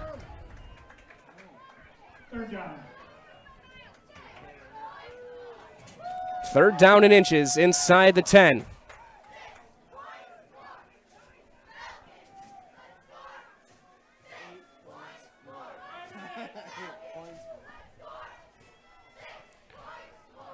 Three receivers right, single receiver left is Jastrzomski. Gladowski in the pistol. Wide splits on the line. He's going to keep it himself. Turns the corner. 10, 5, touchdown! Matthew Gladowski from 8. All right, so Amherst with a little bit of fight. I don't think it's going to matter in the end, but still, Coach Lusick wants his guys to show something on that field. So we did have, it is now confirmed, we did have an Edgar interception. Edgar now with the ball on the Stratford 37-38 with 7:20 left. Edgar 14-0, and they may see if they can run a 9-minute 50-yard drive. Yeah, Coach wants that, that's for sure. Uh-huh. I think at 3rd and 6, 3rd and kind of long, so I assume they're still going to throw it, or still run it. Don't want to make mistakes, right? You don't want to do something stupid and have it go the other way. So knowing Coach the way that we do, this is likely going to be a handoff. We'll keep you up to date. No, I would bet all the money. Well, I shouldn't. Maybe I'll bet all the money in my pocket. Okay, I win. Yeah. I was going to go bigger than that, Yep. and I thought, you know what? There's people that are actually watching this right now, so Yeah. I better not. We don't bet on high school sports, guys. That's against the law. We don't do that. So turnover on down. Stratford's going to get the ball back. Let's do some scoreboard updates. Yeah, let's give the updates. Yeah. Yeah, Colby 34, Spencer Columbus 0. That one is just about to go into the fourth quarter. Okay. Edgar 14, Stratford 0 here. 6:41 left to play in the game. And I'm sorry, who did Edgar call that timeout? We think? It's turnover on downs. Oh, I'm sorry. Go ahead, Dan. It should be. I won't interrupt you again. Yep. Stratford or Marshfield, no scoring here in the second half. 14-13. Marshfield was close to the red zone. They were in it, and then a penalty and something else, and it was 3rd and 38. Yeah. They ended up punting. Yeah, they were in their own territory, I think, on 4th down there. Yep. McDonald, the Max, 47-8 over Greenwood, maybe 6. It's hard to tell. Medford, we were just visiting them. They have the ball. They're up 36-14. Amherst is showing some life. And in Appleton, the Comets trail 42-6. So, remind me again what the running clock. 34 points. I was wrong last week. 34 points. Okay. It was a running clock to start the second half over there in Appleton, and with the start our guys got by being locked out of the internet at the school, it may not be the worst thing to ever have happen. So running clock in Greenwood, running clock in Appleton, not a running clock in Amherst. We actually have that up on our TV screens as well. Yeah, still, though, a 22-point game with 2:40 left in the third quarter. There's still time there, but, man, that would be some kind of comeback if you were Amherst. And Colby's at a commercial, so I can't see what the score is. Colby was up big. It was 28-0 just last time I looked. Now, we're being told, Dan, this is not confirmed, this is unofficial, but what we're being told is Amherst has now started 0-2, except for 15 years ago. In 2007, they started 0-2. So a very unlikely start to the Amherst Falcons football season here in 2022. Or maybe unlikely, maybe is the wrong word for Amherst folks. Yeah. Unwelcome 0-2 start, probably. Very strong sports program in most things. Yeah, you think about that. Yeah, very passionate, very connected sports fans. Amherst is to their high school, and good. I mean, that's what you'd like out of your community. Same thing here in Edgar. But 0-2, not what they had expected over there. Now, again, there's still a whole fourth quarter left, but the way that one is played out doesn't look good for Amherst. Marshfield somehow has got the ball back, and we'll see what happens here. We might show you that. Things getting a little wacky here in week number 2. Yeah, Edgar did punt the ball, so I was wrong. I'm wrong 7 or 8 times a game, right? Or a day. Yeah, what time is it right now? You may have a few left. I'm sure I do. So Stratford with the ball, under 6.5 to play. I assume that was Stratford taking a timeout. Yeah, it must. Yeah, you would figure with the clock situation as it is. Yep. Colby is up 34-0, so we might have running clock in Spencer, running clock in Greenwood, running clock in Appleton. So we only have 3 games currently that's not running clock. It's the Edgar Wildcats up 14-0, Marshfield up 14-13, and Medford up 22 in Amherst. Okay, I'm keeping an eye on what happened there in Slinger. Something interesting happened, and I'll just keep you updated. Well, Slinger has the ball again. Yeah, the score remains unchanged, but it was a little bit wacky. This is the Red Zone channel. It's not the that was interesting channel. It's so true. We're going to keep it here as we don't have anybody currently in the Red Zone. So that's how this ship operates. Close play there, but again, this is not the close play channel. I knew I would find myself watching that game out there. I got to stop doing that. Let's see. We can talk about this a little bit, Dan. Next week. Next week we take our talents to Eau Claire. We'll be at Carson Park. It is a cross-city rivalry, Eau Claire North and Eau Claire Memorial.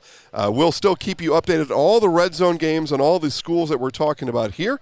And then what Dan and I will be able to do is just give you a verbal recap of what we see on the field out there at Carson Park and Edgar. But very much looking forward to that. Again, thanks to Security Health Plan for making this Red Zone channel possible. Give a like and give a message out on the Security Health Plan Facebook page. I know they keep pretty active on that page. And just tell them thanks for the Red Zone. That's all you got to do. Yeah, sure. Insurance coverage there is great, and that should be something you should look forward to. But in the meantime, if you're not ready for that yet, or even if you are, just send them a message and just say thanks for the Red Zone. It'd mean a whole lot to me. It's my personal favor of you here tonight to do that, because they're the ones who got this all rolling for us here. You see their name on the bottom of the table there, and I think on the screen, and you hear me talking about it. But big thanks to Security Health Plan, my good friend Becca out there.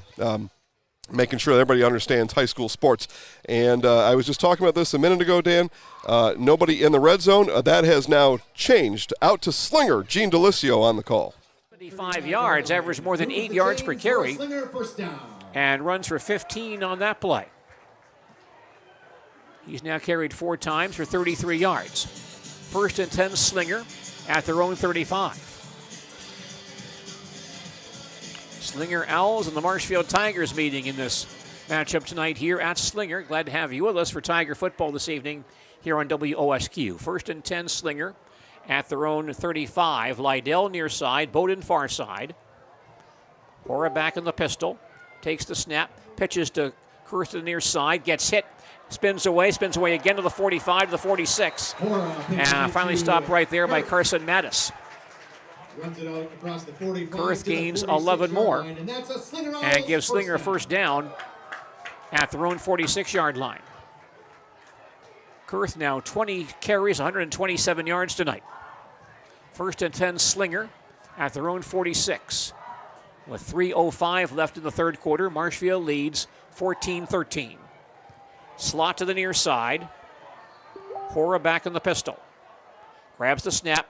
Hands to Kurth again into the hole. Across the 50. Breaks in the secondary to the 40-yard line. Stumbles away, and he's down his feet again to the 30. And cut down from behind to the 20-yard line. Grab from behind by Evan Pretch. A big gain for Kurth. And Slinger now here in scoring range to have the football at the Marshfield 19-yard line. Ball spotted at the 18. 35 yards on that run by Kurth, who now has 162 rushing yards in this ball game. 1st and 10 Slinger just inside the Tiger 19. Marshfield leads 14-13, 2:30 remaining in the third quarter. Lydell wide far side. Kurth, the tailback next to Hora, who's in the pistol formation. And Hora wants to throw the football, lobs far side to Kurth, and they clear at the 10-yard line. At the 5-yard line, dives to the goal line. Let's see if he got in. He did. It's a touchdown for Slinger. They have the lead for the first time tonight. Little swing pass of the backfield to Kurth, a 19-yarder.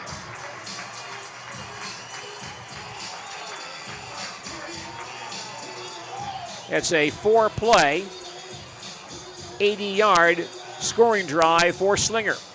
And the Owls have their first lead at 19-14. Slinger might be going for 2 here.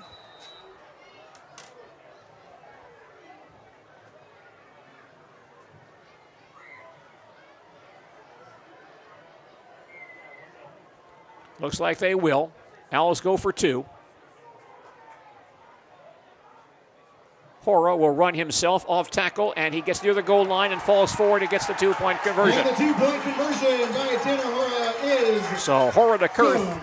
And with that, Slinger takes a 7-point lead. Still 2 minutes left in the third. But as you said, Dan, we hadn't really seen that game in the second half because that was the first score of the second half. There was a field goal attempt that Marshfield missed, a long one, but that was it. But Slinger in the lead over Marshfield. Yeah, absolutely. We're keeping our eyes on some of these other games. Amherst has the ball. They're driving. They're still down 3 scores. They need a lot of help here, almost in the fourth quarter.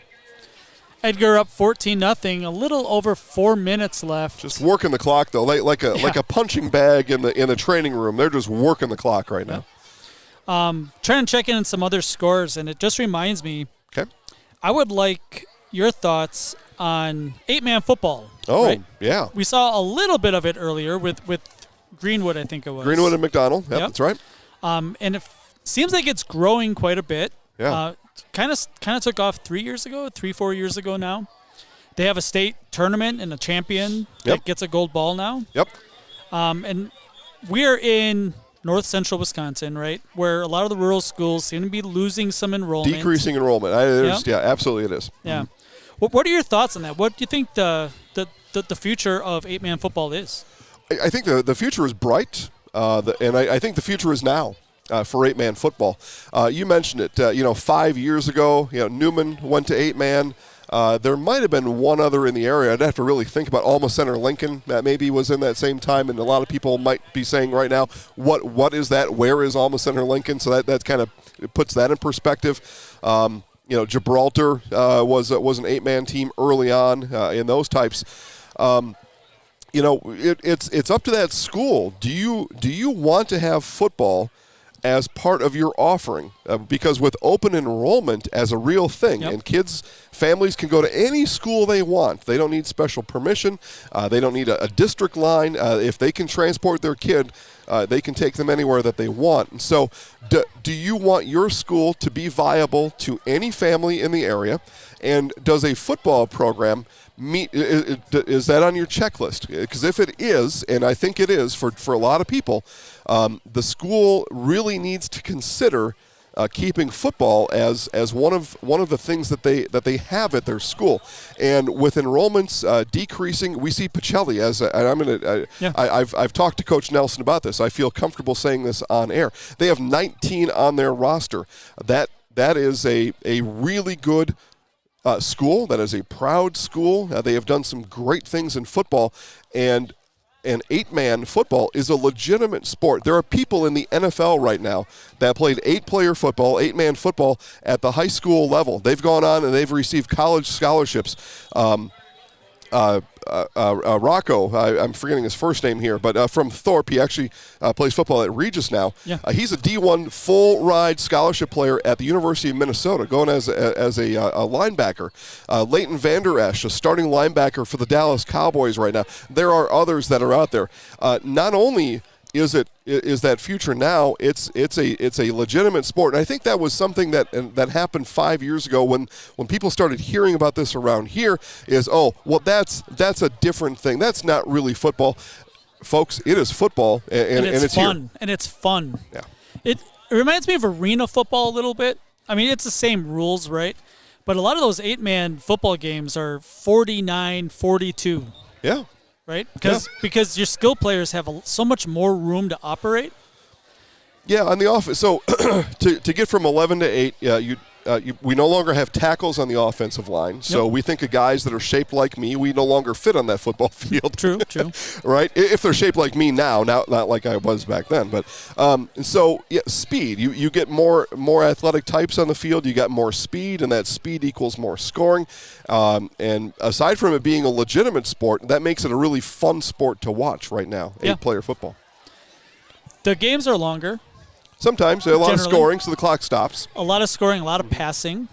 So incomplete passes make the clock stop. Mm-hmm. But yeah, tonight is the first night of the 8-man football season. They have a little bit smaller of a schedule, a little bit smaller of a playoff field. There are limits on who's able to go to the tournament. I think it's under 200 enrollment. That might have changed. I don't know for sure. Last year. Yeah, that's still true. Yeah. That's still true. We had in 2020, we had Auburndale go to 8-man football. Yeah. And I called Jay Anderson, the athletic director at Auburndale. I said, congratulations. That's the right spot for you. Again, folks, this is my opinion. Okay, but this is what I told him. That's the right spot for you and your school. It's just a one-year thing. They're just putting a Band-Aid on it. I said, Jay, I think that's a good place for your school. Now they went back to 11-player. They beat Menominee Indian last week 76-0. So all is great in Auburndale right now. But that's one of those schools. They've lost enrollment. They're a prideful school. They just went through a name change, trying to get things right in their community. But 8-player football is legitimate. It's fun. It's here, and it's going to be here for a lot longer because over the next few years, we're going to see more of those schools. A school that has a football roster of 19 this year. Maybe in an 8-player football setup really soon. That's really tough. If you have 19 kids, you know that you play 11 on each side, so almost everybody's playing both ways. You have freshmen that probably aren't big enough to even be at that level yet. Yeah.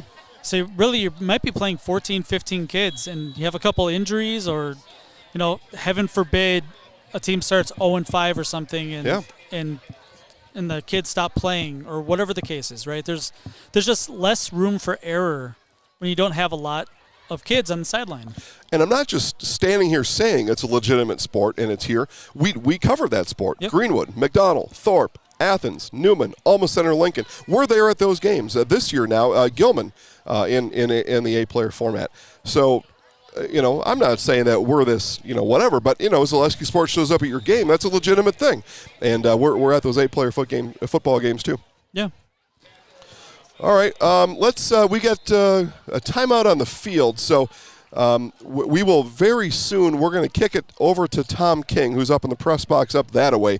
And we've got 2:19 left here. We're going to let Tom, perhaps, on this channel anyway, announce the final 2:19 after the Stratford timeout. And we take a look around here. Marshfield on the move a little bit. Marshfield was almost down in the red zone again, and they've had a couple penalties. Look, it's 1st and 23 again. That's not the right direction. Yeah, they're going the wrong way. Yeah, same as that little girl right there, going the wrong direction through here. Keep an eye on that Marshfield situation. Marshfield down a touchdown. Yeah, little plenty over of time. 11 left. Plenty of time. All right, looks like the timeout is about done out there, so we're going to get that one queued up for you. I should have been doing that instead of doing something else. Talking about 8-man football. Yeah, well, it's something that I care about a lot, and I think I can help to, kind of ease the transition. Maybe that's not the right thing to say, but Yeah, I just want to reassure these athletic directors in these school communities that A-player football, it's a legitimate and it's a solid choice. You will probably be better. You will be better off going that route. Tom King, Edgar Stratford.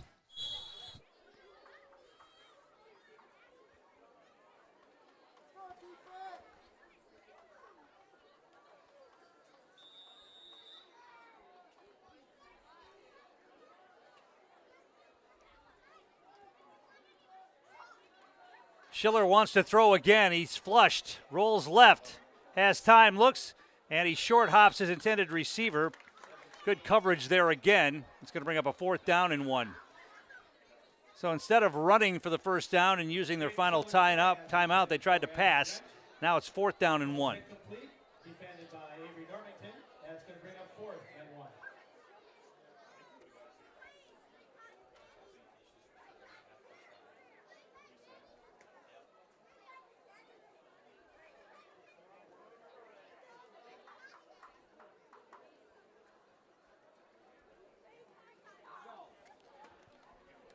Stratford will face Manawa in their next game next week.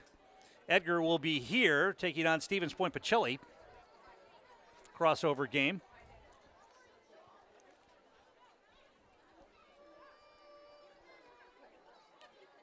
Schiller's going to hand it off this time and throw him for a loss. And that'll be it as Edgar will take over on downs for the 4th time tonight. Kilty thrown for a loss behind the line of scrimmage.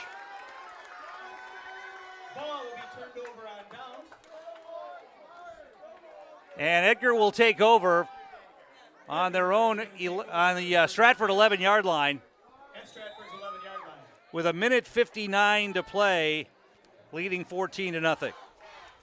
There's an exclamation point for the defense right there. For the 4th time tonight, they forced Stratford to turn it over on downs.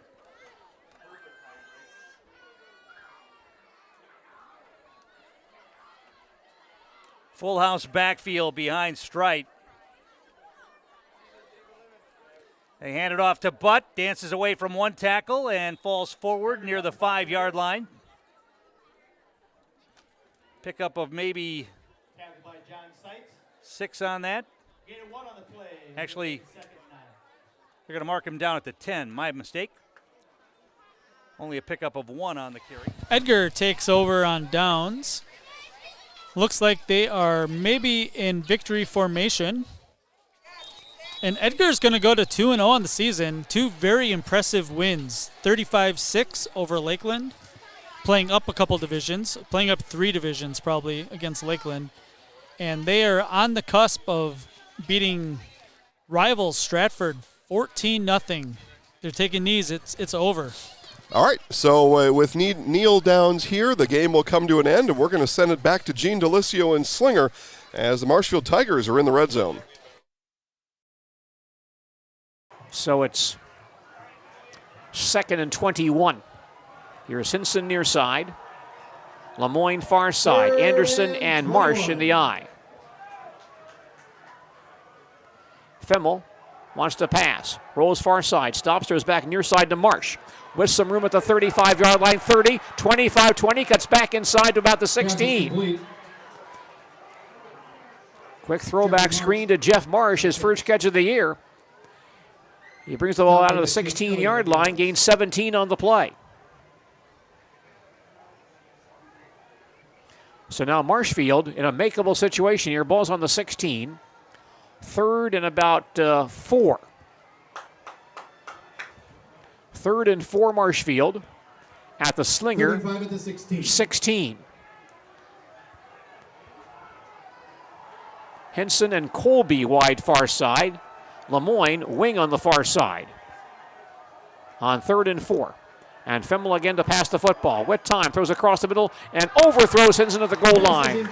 Brooks was open, but the ball a bit too high. He couldn't reach it, incomplete. Brings up 4th down for the Tigers. So a key play coming up here. 4th and 4 Marshfield at the Slinger 16-yard line. Tigers trail by 7 with 8:05 remaining in regulation time. Tigers want a conversion here, keep this drive going. Braden Anderson comes back in. Edgar now leads Stratford 14-0 midway through that fourth quarter in Edgar. Big play here, 4th and 4 Tigers. 4th and 5 at the 16. At the Slinger 16-yard line. Marsh the tailback next to Trevor Femmel. Trevor gets a high snap, hands to Marsh, straight ahead for the first down and more. The 10, the 5, and down to about the 3-yard line. Jeff Marsh straight ahead for a big gain. Picks up a Tiger first down. And the Tigers have the football inside the Slinger 5-yard line. Runs for 13 on that play. 157 rushing yards by our count tonight for Jeff Marsh. First and goal Tigers at the Slinger 3. 7:55 left in regulation time. Marshfield trails Slinger 21-14. Hinson and Lemoyne far side. Colby wing on the near side. Marsh the tailback next to Femmel. Trevor takes the snap, runs himself, not much there, gets hit, stumbles forward near the goal line and gets in for the score. 3-yard touchdown run for Trevor Femmel. A 13-play, 80-yard scoring drive for Marshfield. And the Tigers down by 1 with 7:33 remaining. And Braxton Kurth comes on to attempt to kick the tying PAT. Backup quarterback Adam Gilbertson is the holder. Big play here. Ball is down. Kick is on the way. Long enough and the kick is good. Kurth kicks the PAT. And we are back to even once again. 7:33 remaining in regulation time. And our score is Marshfield 21 and Slinger 21. Back to Slinger and more football in just a moment. Nasonville Dairy. Okay, there we go. It's 21-21. The Red Zone channel's living up to its name tonight. Yeah, big extra point. A huge extra point there, and pressure situation. Marshfield Slinger played last year. It was week 2, just like this year. That was our Lightning week. Last year was week 2. Lightning week this year was week 1. So last year, the real short story on that Marshfield Slinger game is they moved the game up to like 5:30 or something, trying to avoid. I always have a little bit of trouble with this when school admins, athletic directors, whatever it is, they're all of a sudden expert weather predictors. All of a sudden, I don't know how that works, but weird. Yeah, I know. So anyway, they move the game up to 5:30. We get lightning just at the end of the second quarter, and everybody gets sent home. So the game was unofficial last year, but this game will be official at some point, Dan. But it's tied at 21 now with 7.5 left. And it's the only game that is going on that has any sort of drama attached to it. Medford just scored another touchdown. 48-14. 2-point conversion upcoming, or some sort of extra point upcoming. And running clock, maybe. Amherst does not 30, get running yes, it will clock. be. They don't get running clocked at home very often. Well, we were told, again, this is unofficial. I just don't have the stats. I don't know the person who told me it, so it's whatever. But we were told they hadn't started 0-2 since 2000, whatever 15 years ago was, 2007. Yeah. I doubt they have a running clock against them in that same period of time, but they will now as Medford goes up by 35. I'll tell you what, this Slinger quarterback has an arm on him. He's a slinger. He is a slinger. He's an owl. Yeah. It's owl with some night moves out there. Medford went for 2. They got it. Okay. Yeah, interesting. I mean, again, I don't know what their kicker situation is. Coach Mark Lusick isn't going to think anything about that, if that's maybe what you were getting after there. I thought maybe it was a 36-point running clock. That's why they went for 36 to get it there. Well, but maybe. Coach is. We heard from Coach last week, and what we heard from Coach Lusick last week was he was not happy. Yeah. And there was a bus ride. Another ride from Clintonville to Amherst, not that far. There's no bus ride tonight, so Mark is going to let his kids have it, most likely, and perhaps some would agree, deservedly so. Now they are high school kids; they're 16 years old, so you got to take some care in there. But things have not gone according to Coach Mark Lusick's plan here this year. I don't know much about Medford. I will say that, but 50-14. There are some conclusions perhaps to be drawn there here in just week 2. Medford is a traditionally strong football program. Yeah, it's a good school. It's a great community. Yep. Every time I've been involved with Medford stuff, athletics, we played bingo there during the summer. the missus and I, and had a great time. We found out that the ladies at bingo are a little frisky. Yeah, they are. For those that have not been to a bingo hall, it's there are a lot of, I don't want to say mean. They're opinionated. They're pushy a little bit. Yeah. And they like to have fun. Yeah, they've got their way. What I find out, I'm a talker by nature. They don't like talking at all. That's not while the numbers are being called out. I'm yapping on about something else, and some old lady wants to beat me up. That's usually what happens. Travis Wilson went to a game earlier today, Dan. What do you know about that? Yeah, he went up we have to that? New Richmond, Ellsworth. I can look it up on Twitter. Okay. But New Richmond beat Medford by 24 last week. That was last week. Richmond did. Yeah. Well, Medford gets right tonight. They do. Again, 50-14. It's really hard to tell teams based on scores because every game's different. Yeah, and I when I was more involved in the highlight work. By the way, highlights of all 8 games today, and the 3 football games and the 1 volleyball game from last night, available on all the assorted Facebook Zaleski Sports channels. I was. When we had less than 11 football games in a weekend, I was a little bit more involved in some of the highlight cutting and some of that work. I would get a real good grasp of these football teams by going through all that work. Because you would essentially watch an entire game in a half an hour doing that. While I'm saying that, Dan, I know, has got some updates. And after Dan's done with his updates, we're going to send you back to Slinger for an important update. Yep, New Richmond actually beat Ellsworth 22-8. That was the Quick Trip game of the week. Oh, okay. I don't know if Quick Trip is one of our sponsors, but it is a sponsor of Wisp Sports. And they're making a huge mistake, is what I know. And right now there's one CJ at Quick Trip down in La Crosse that knows exactly what I'm talking about. All right, down to Slinger. Back to Gene DeLisio on the call. Own 37-yard line. Tanner Hoare at quarterback for Slinger. Takes the snap, pitches back to Kurth on the sweep, gets bottled up and cuts back inside of the 40, 45, and now behind the defense. At the 40, cuts outside 35, 30, up the far sideline, the 20, the 10-yard line, and near the goal line, dives forward for the touchdown. Avery Kurth goes 63 yards for the score. 4-play, 78-yard scoring drive, and Slinger now leads 27-21. 63 yards for Kurth, who now has rushed for 225 yards in this ballgame. And Slinger back on top by 6 once again.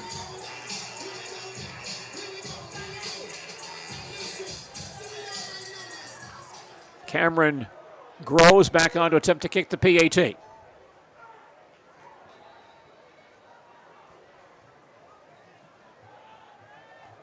Here's the snap. Ball is on the way, and the kick is good. Point after attempt by Cameron Groves is good.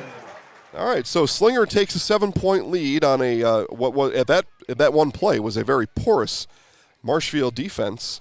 So 7-point lead with 6 minutes left, still plenty of time. 2 hours and 20 minutes into that game, Dan, and there's still 6 minutes left to play. That's a long football game. Yeah, I mean, Edgar is pretty much cleared out by now. There's people kind of loitering around. A really big win for the Wildcats tonight. Obviously, Stratford is a rival. They haven't beat Stratford since 2018. Feels like a very long time. That's right. It's almost like we know what we're doing. If those that may have missed it earlier, Dan donned that Wildcat hat to say that was his pick for tonight, and Dan's picks to click come through. Yeah. So Fenimore, southern Wisconsin. Yep. They had about an hour and a half delay because the lights went out. Oh, man. Oh, man. Oh, man. Yeah. You got to pay the bills. Yeah, somebody, well, you know what happened, Dan? So summer came, all the school personnel left, and the mail kept coming in. The bills kept stacking up in the mailbox. Nobody paid the utility bill over there. That, I mean, you can understand how that would happen. You vacate the school for 3 months. You get 3 months in arrears, the power shuts you off. We talked about Gilman a little bit earlier. Gilman Pirates. 50-0 win tonight against Lake Holcomb. Yeah. So eight-player football. Gilman's for real. You know, Gilman, always has some nice athletics there. And the reason why is they are so isolated that one is most people don't know how to get there.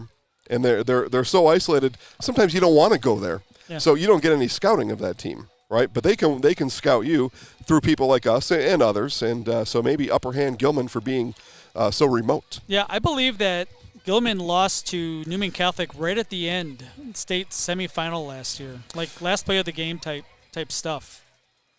Yes, it was. It was a state Yeah. semifinal. Yes. Yep, you're exactly right. Our friends in Wittenberg. All right, to the Chargers. New Yep. coach over there, too. Yeah. 53-7 win over Iola. Whoa, a pounding. The Chargers charging it up over there. We're going to see Wittenberg 3 times on the network here this year. We'll see them against Stratford, against Amherst, and against Spencer Columbus. So we've got 7 games. We're going to see Wittenberg essentially half the time for the rest of the year.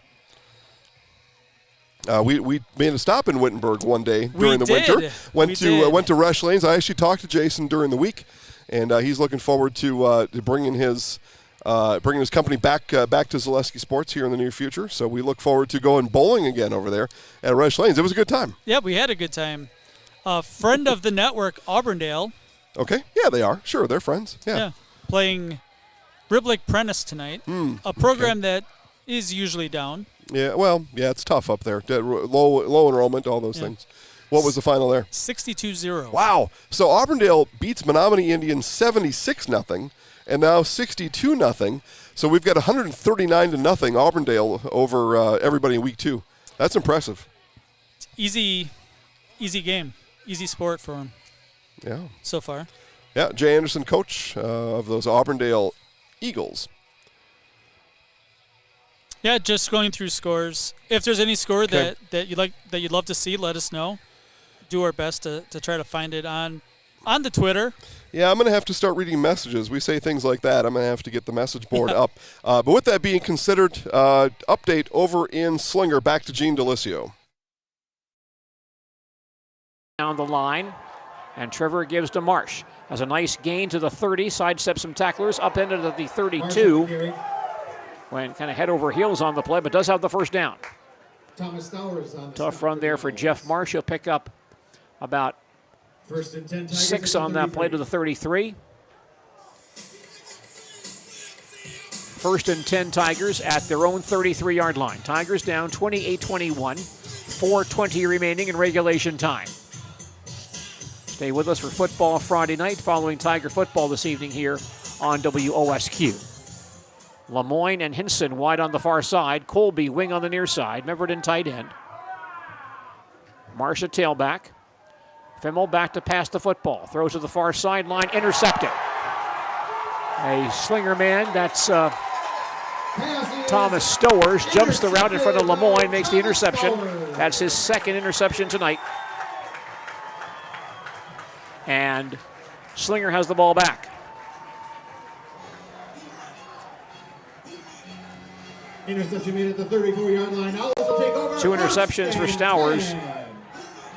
And it's Slinger. And so the interception there by the Slinger Owls, not only does that turn the ball over for the Tigers, it sets up Slinger inside the 30. So near the red zone. Slinger, obviously another score here, probably end the game. And just like that, they're down to the 20. So short-lived break here in Edgar, and we'll send it back to Gene Delisio in Slinger.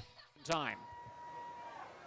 Hora will give to Kurth straight ahead. He's bottled up on this play, and Colbeck will wrap him up. He still fights his way forward and still bringing people with him inside the 25-yard line, or inside the 30-yard line. Kurth just would not go down, kept his legs going. Should have been stopped for no gain, but gains about 7. They'll mark him down on the 27-yard line. 2nd down and 3 for the Owls.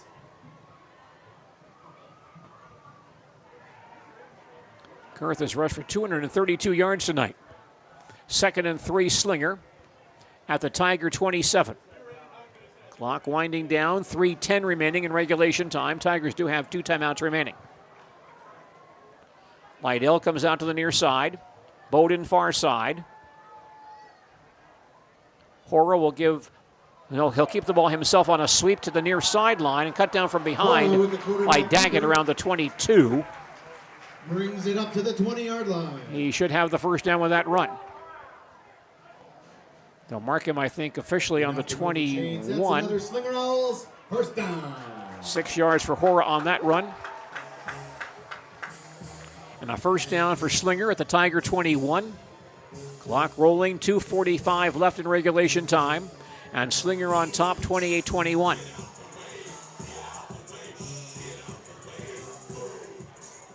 Kurth winds up at the tailback again.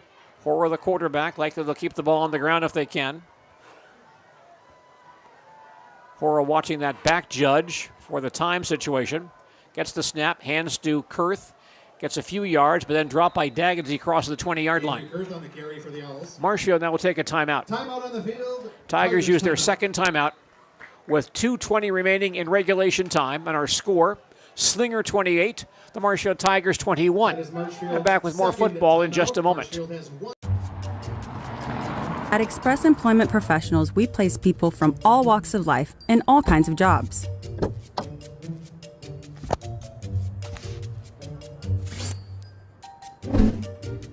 Hi, welcome to Express. Please sign in and have a seat. Great, thanks. Great, thanks. Great, thanks. Great, thanks.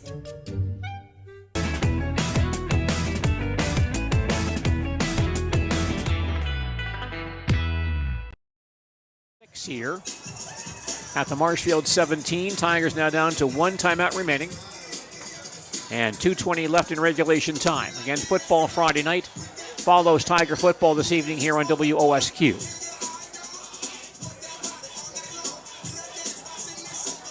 Second and 6, Slinger at the Tiger 17. Slinger still huddling along the near sideline. Now the Owls come out.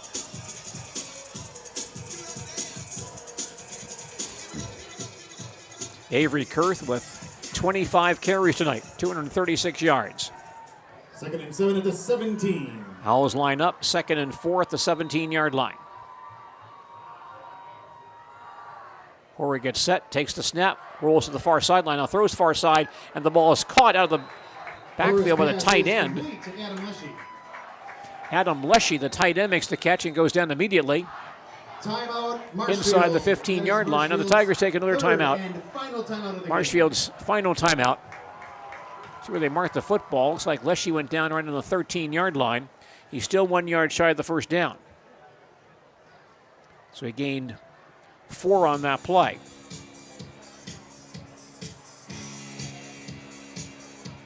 Slinger looking at third and about 2. At the Tiger 14-yard line. Now 2:09 left in the fourth quarter. Marshfield down 28-21. Tiger football tonight on WOSQ. Brought to us by Sternois & Sons Ready Mix and Block of Marshfield, Trudeau Construction of Marshfield, and the Marshfield Tiger Booster Club.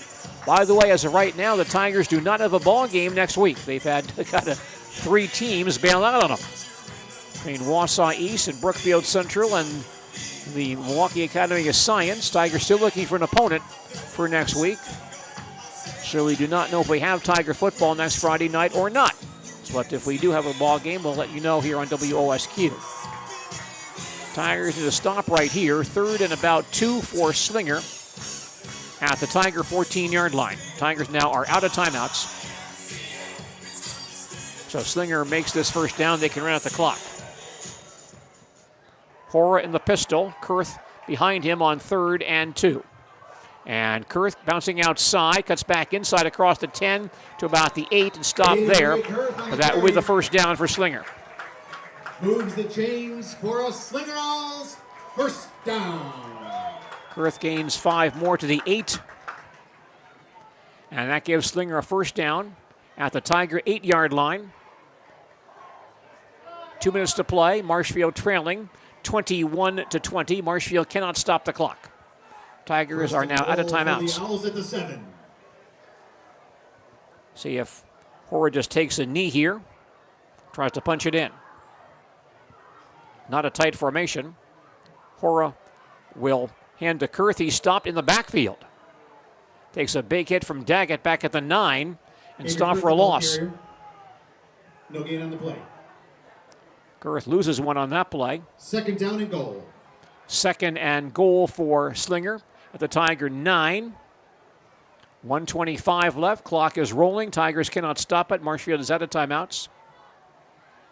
Great ball game this evening, but the Slinger Ball Club gets that last score, and Tigers could not respond. And so it looks like Slinger will win this one tonight. 2nd and goal, Slinger at the Tiger 9. 1:05 left. Slinger lines up once again. And Hora will pitch it to Kurth coming to the near sideline. Has some room to the outside. Gets hit at the 5-yard line. Spins forward near the goal line. And he does get in for the touchdown. All right, back here on Zaleski Sports Red Zone, we got a couple of the Edgar Wildcats here with us. By the way, guys, we got the mascot head right back here too. So you guys familiar with College Game Day on Saturday mornings, right? Lee Corso puts on the head. Dan, we had the Stratford Tiger and we had your Wildcat here. Really? Dan put your Wildcat on before the game, right? So Let's go. He knows what's up. Yeah, Dan does know what's up. He's pretty smart about things. Carter Butt, we'll start with you. Rivalry game is what this is. I drove from Stratford High School parking lot to here just to measure it, 18 minutes. I may have been going a little bit fast, but 18 minutes. And you know these guys, maybe during the summer and some other things. Why is this game so special for you, Edgar, and Stratford in this community? Yeah, I think Edgar Stratford's always just a rivalry game, but this year we kind of knew pretty much everyone on the team, their name, kind of their parents, their older siblings, because they'll play against our older siblings. So it's kind of fun going out there, kind of knowing who you're going up against and kind of knowing their backstory and stuff like that.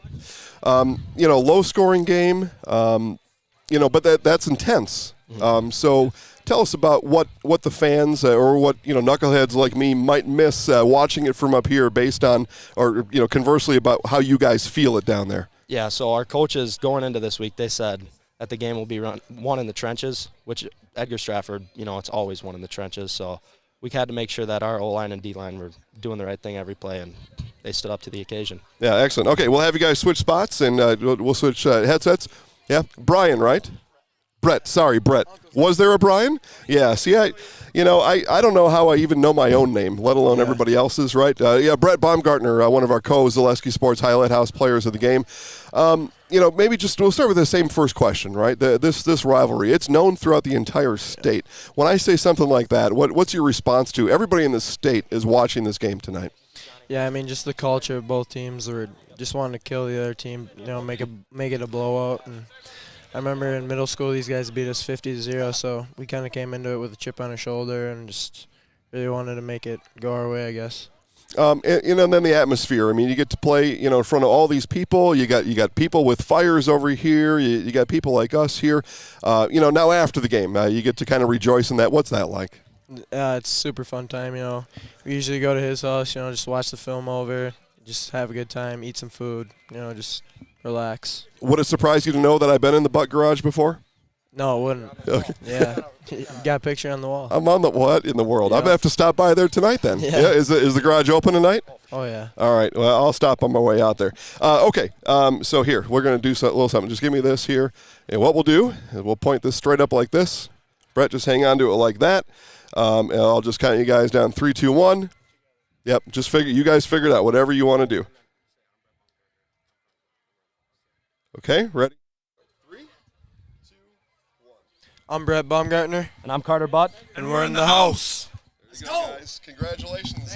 Yep, nice job on the win tonight. Thankful for these guys to stop by. I'm told that Coach might stop by. We're going to be here for a while. We still got a game on over here, so we're gonna hang out for a while anyway. I mean, Dan steps back in here. I mean, what the heck? I've been here since 4 o'clock. It's only been 5.5 hours. After this, I have absolutely nothing else to do anyway, so let's hang out for a while. Carter and Brett were better at this than I was. Okay, well they were pretty excited. They won a rivalry game.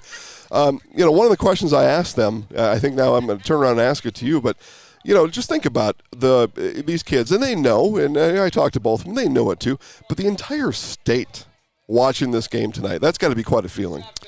Yeah, absolutely. Okay, I'll give you a call. Yeah. Jason's trying to sell advertising in the middle of our broadcast. Well, I'm being propositioned. Yeah. Yeah. So, again, it is our advertisers that enable this machine to keep going and enables us to broadcast all of the games on the Zaleski Sports Network. And it's the advertisers that grease the gears, keeps it going. How many employees do you have? Well, I think after everybody from the internship program that we do through UW Stevens Point, I think that number ends up at 24. It's incredible. It's wild. It's sleepless nights, and it's nights like these that drive me a little bit batty sometimes. But yeah, it's awesome, just awesome. I don't even have any words for it. Yeah. So you were talking about rivalry games and how special it is to be the marquee game, right? Yeah. You were one of the games on Travis Wilson's Game of the Week. Looks like Coach might be coming up here. Yeah, he's making his way up here. That's fine. Yeah. He knows where to find us. He stared us down on the way in. So I remember on this field last year, Edgar lost a game. It was kind of early in the season. Oh, boy. I'd have to think real hard about that. Yeah, I'll have to look here. But the elation on the other side, because it was the first time that they beat Edgar, and it's such a big deal. And Edgar felt that way tonight because they finally slayed the Tiger, right? They finally got Stratford, and there's been so many close games. 9-6 last year. I think it was overtime 3 years ago or whatever it was. It's always close. It's always tight. Schedule comes out. This game is circled. The other one we saw like that was Hurley, regular season win. Yep. I mean, they had won state. They rushed the field. They were jumping around. I mean, Edgar gets that wherever they go. So it's that extra weight of being Edgar. You know, I often thought about this. I'm a Dallas Cowboys fan. No shame at all. I'll talk about it here and everywhere. During the 90s, I felt that no matter what, the Cowboys came in as 10-point underdogs just because of the intensity that other team, that was the game. Right? When the Cowboys came to your city, you got up for that one. I think the same thing with Edgar. And Edgar still though, stands strong all the time. As Coach is gonna come around, Dan will graciously hand the headset over to Coach Sins, who's going to stand right here in Dan's spot. Thank you, Dan.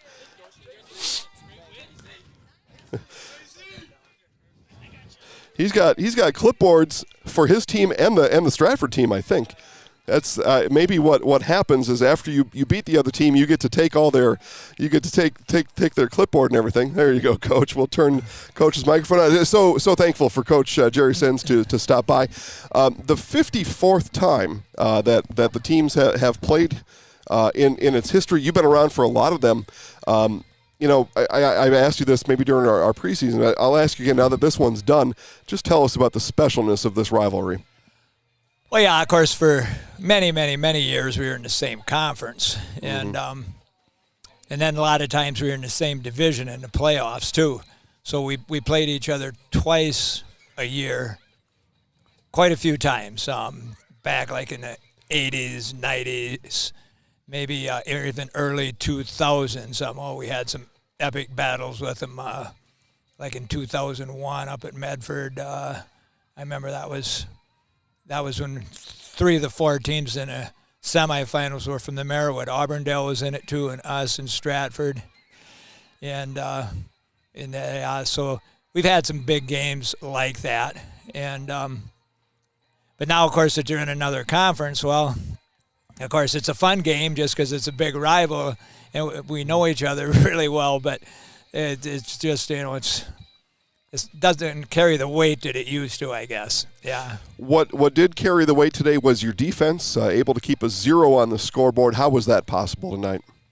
Yeah, they played well, pretty much the whole game. Once or twice a guy got behind us, but then we had pressure in the quarterback, so he wasn't able to find him or complete it.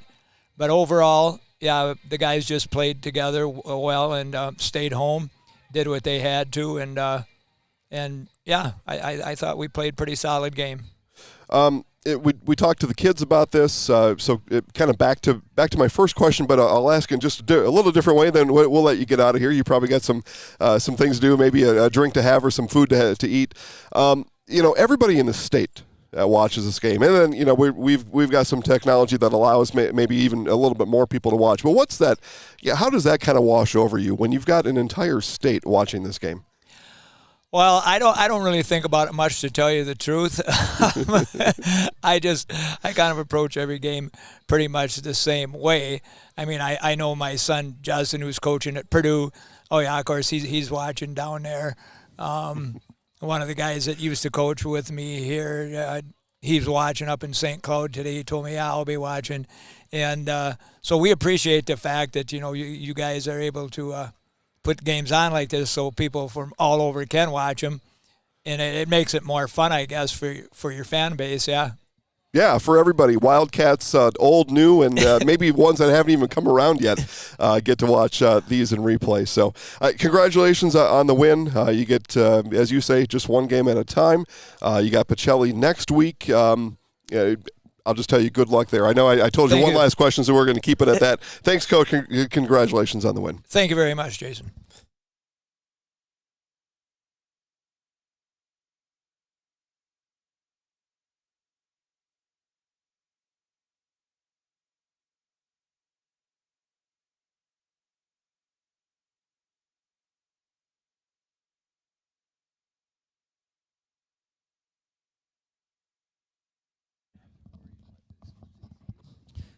All right, we are just about wrapped up here for tonight. All the games are over. For those that did not see the ending of the Slinger game against Marshfield, Slinger ended up winning by 14. Let's take a look at if we have some scores. That might be interesting. 8 games on Zaleski Sports tonight. Hopefully we were able to go back and forth easy enough so that we could show a lot of the scores. And again, everything on Zaleski Sports is about the student athletes. Do the best that we can to call it all the kids' names as much as we possibly can. So if you liked seeing us, if you liked listening to us, let us know. We probably can do a little bit better tech-wise, maybe lighting-wise. Well, yeah, we lived and learned, and man, what a great first night though. This was a lot of fun. It was a lot of fun. My legs are kind of tired. Like we might need tall stools or something. I don't know. We'll have to figure it out. Or a masseuse. Yeah. If you can figure that out, that's great. But it's been fun. It was a fun first night. All right, well, let's go ahead and wrap it up. It was a great first night. Again, thanks to Security Health Plan for making this all happen. We've talked about it a lot. But again, Security Health Plan, promises kept, plain and simple. We'll sign it off from there. For Dan Ross, my name's Jason Zaleski. Have a great night, everybody. We'll talk to you on the Red Zone again next week. Eau Claire, 6 o'clock start. We'll see you there.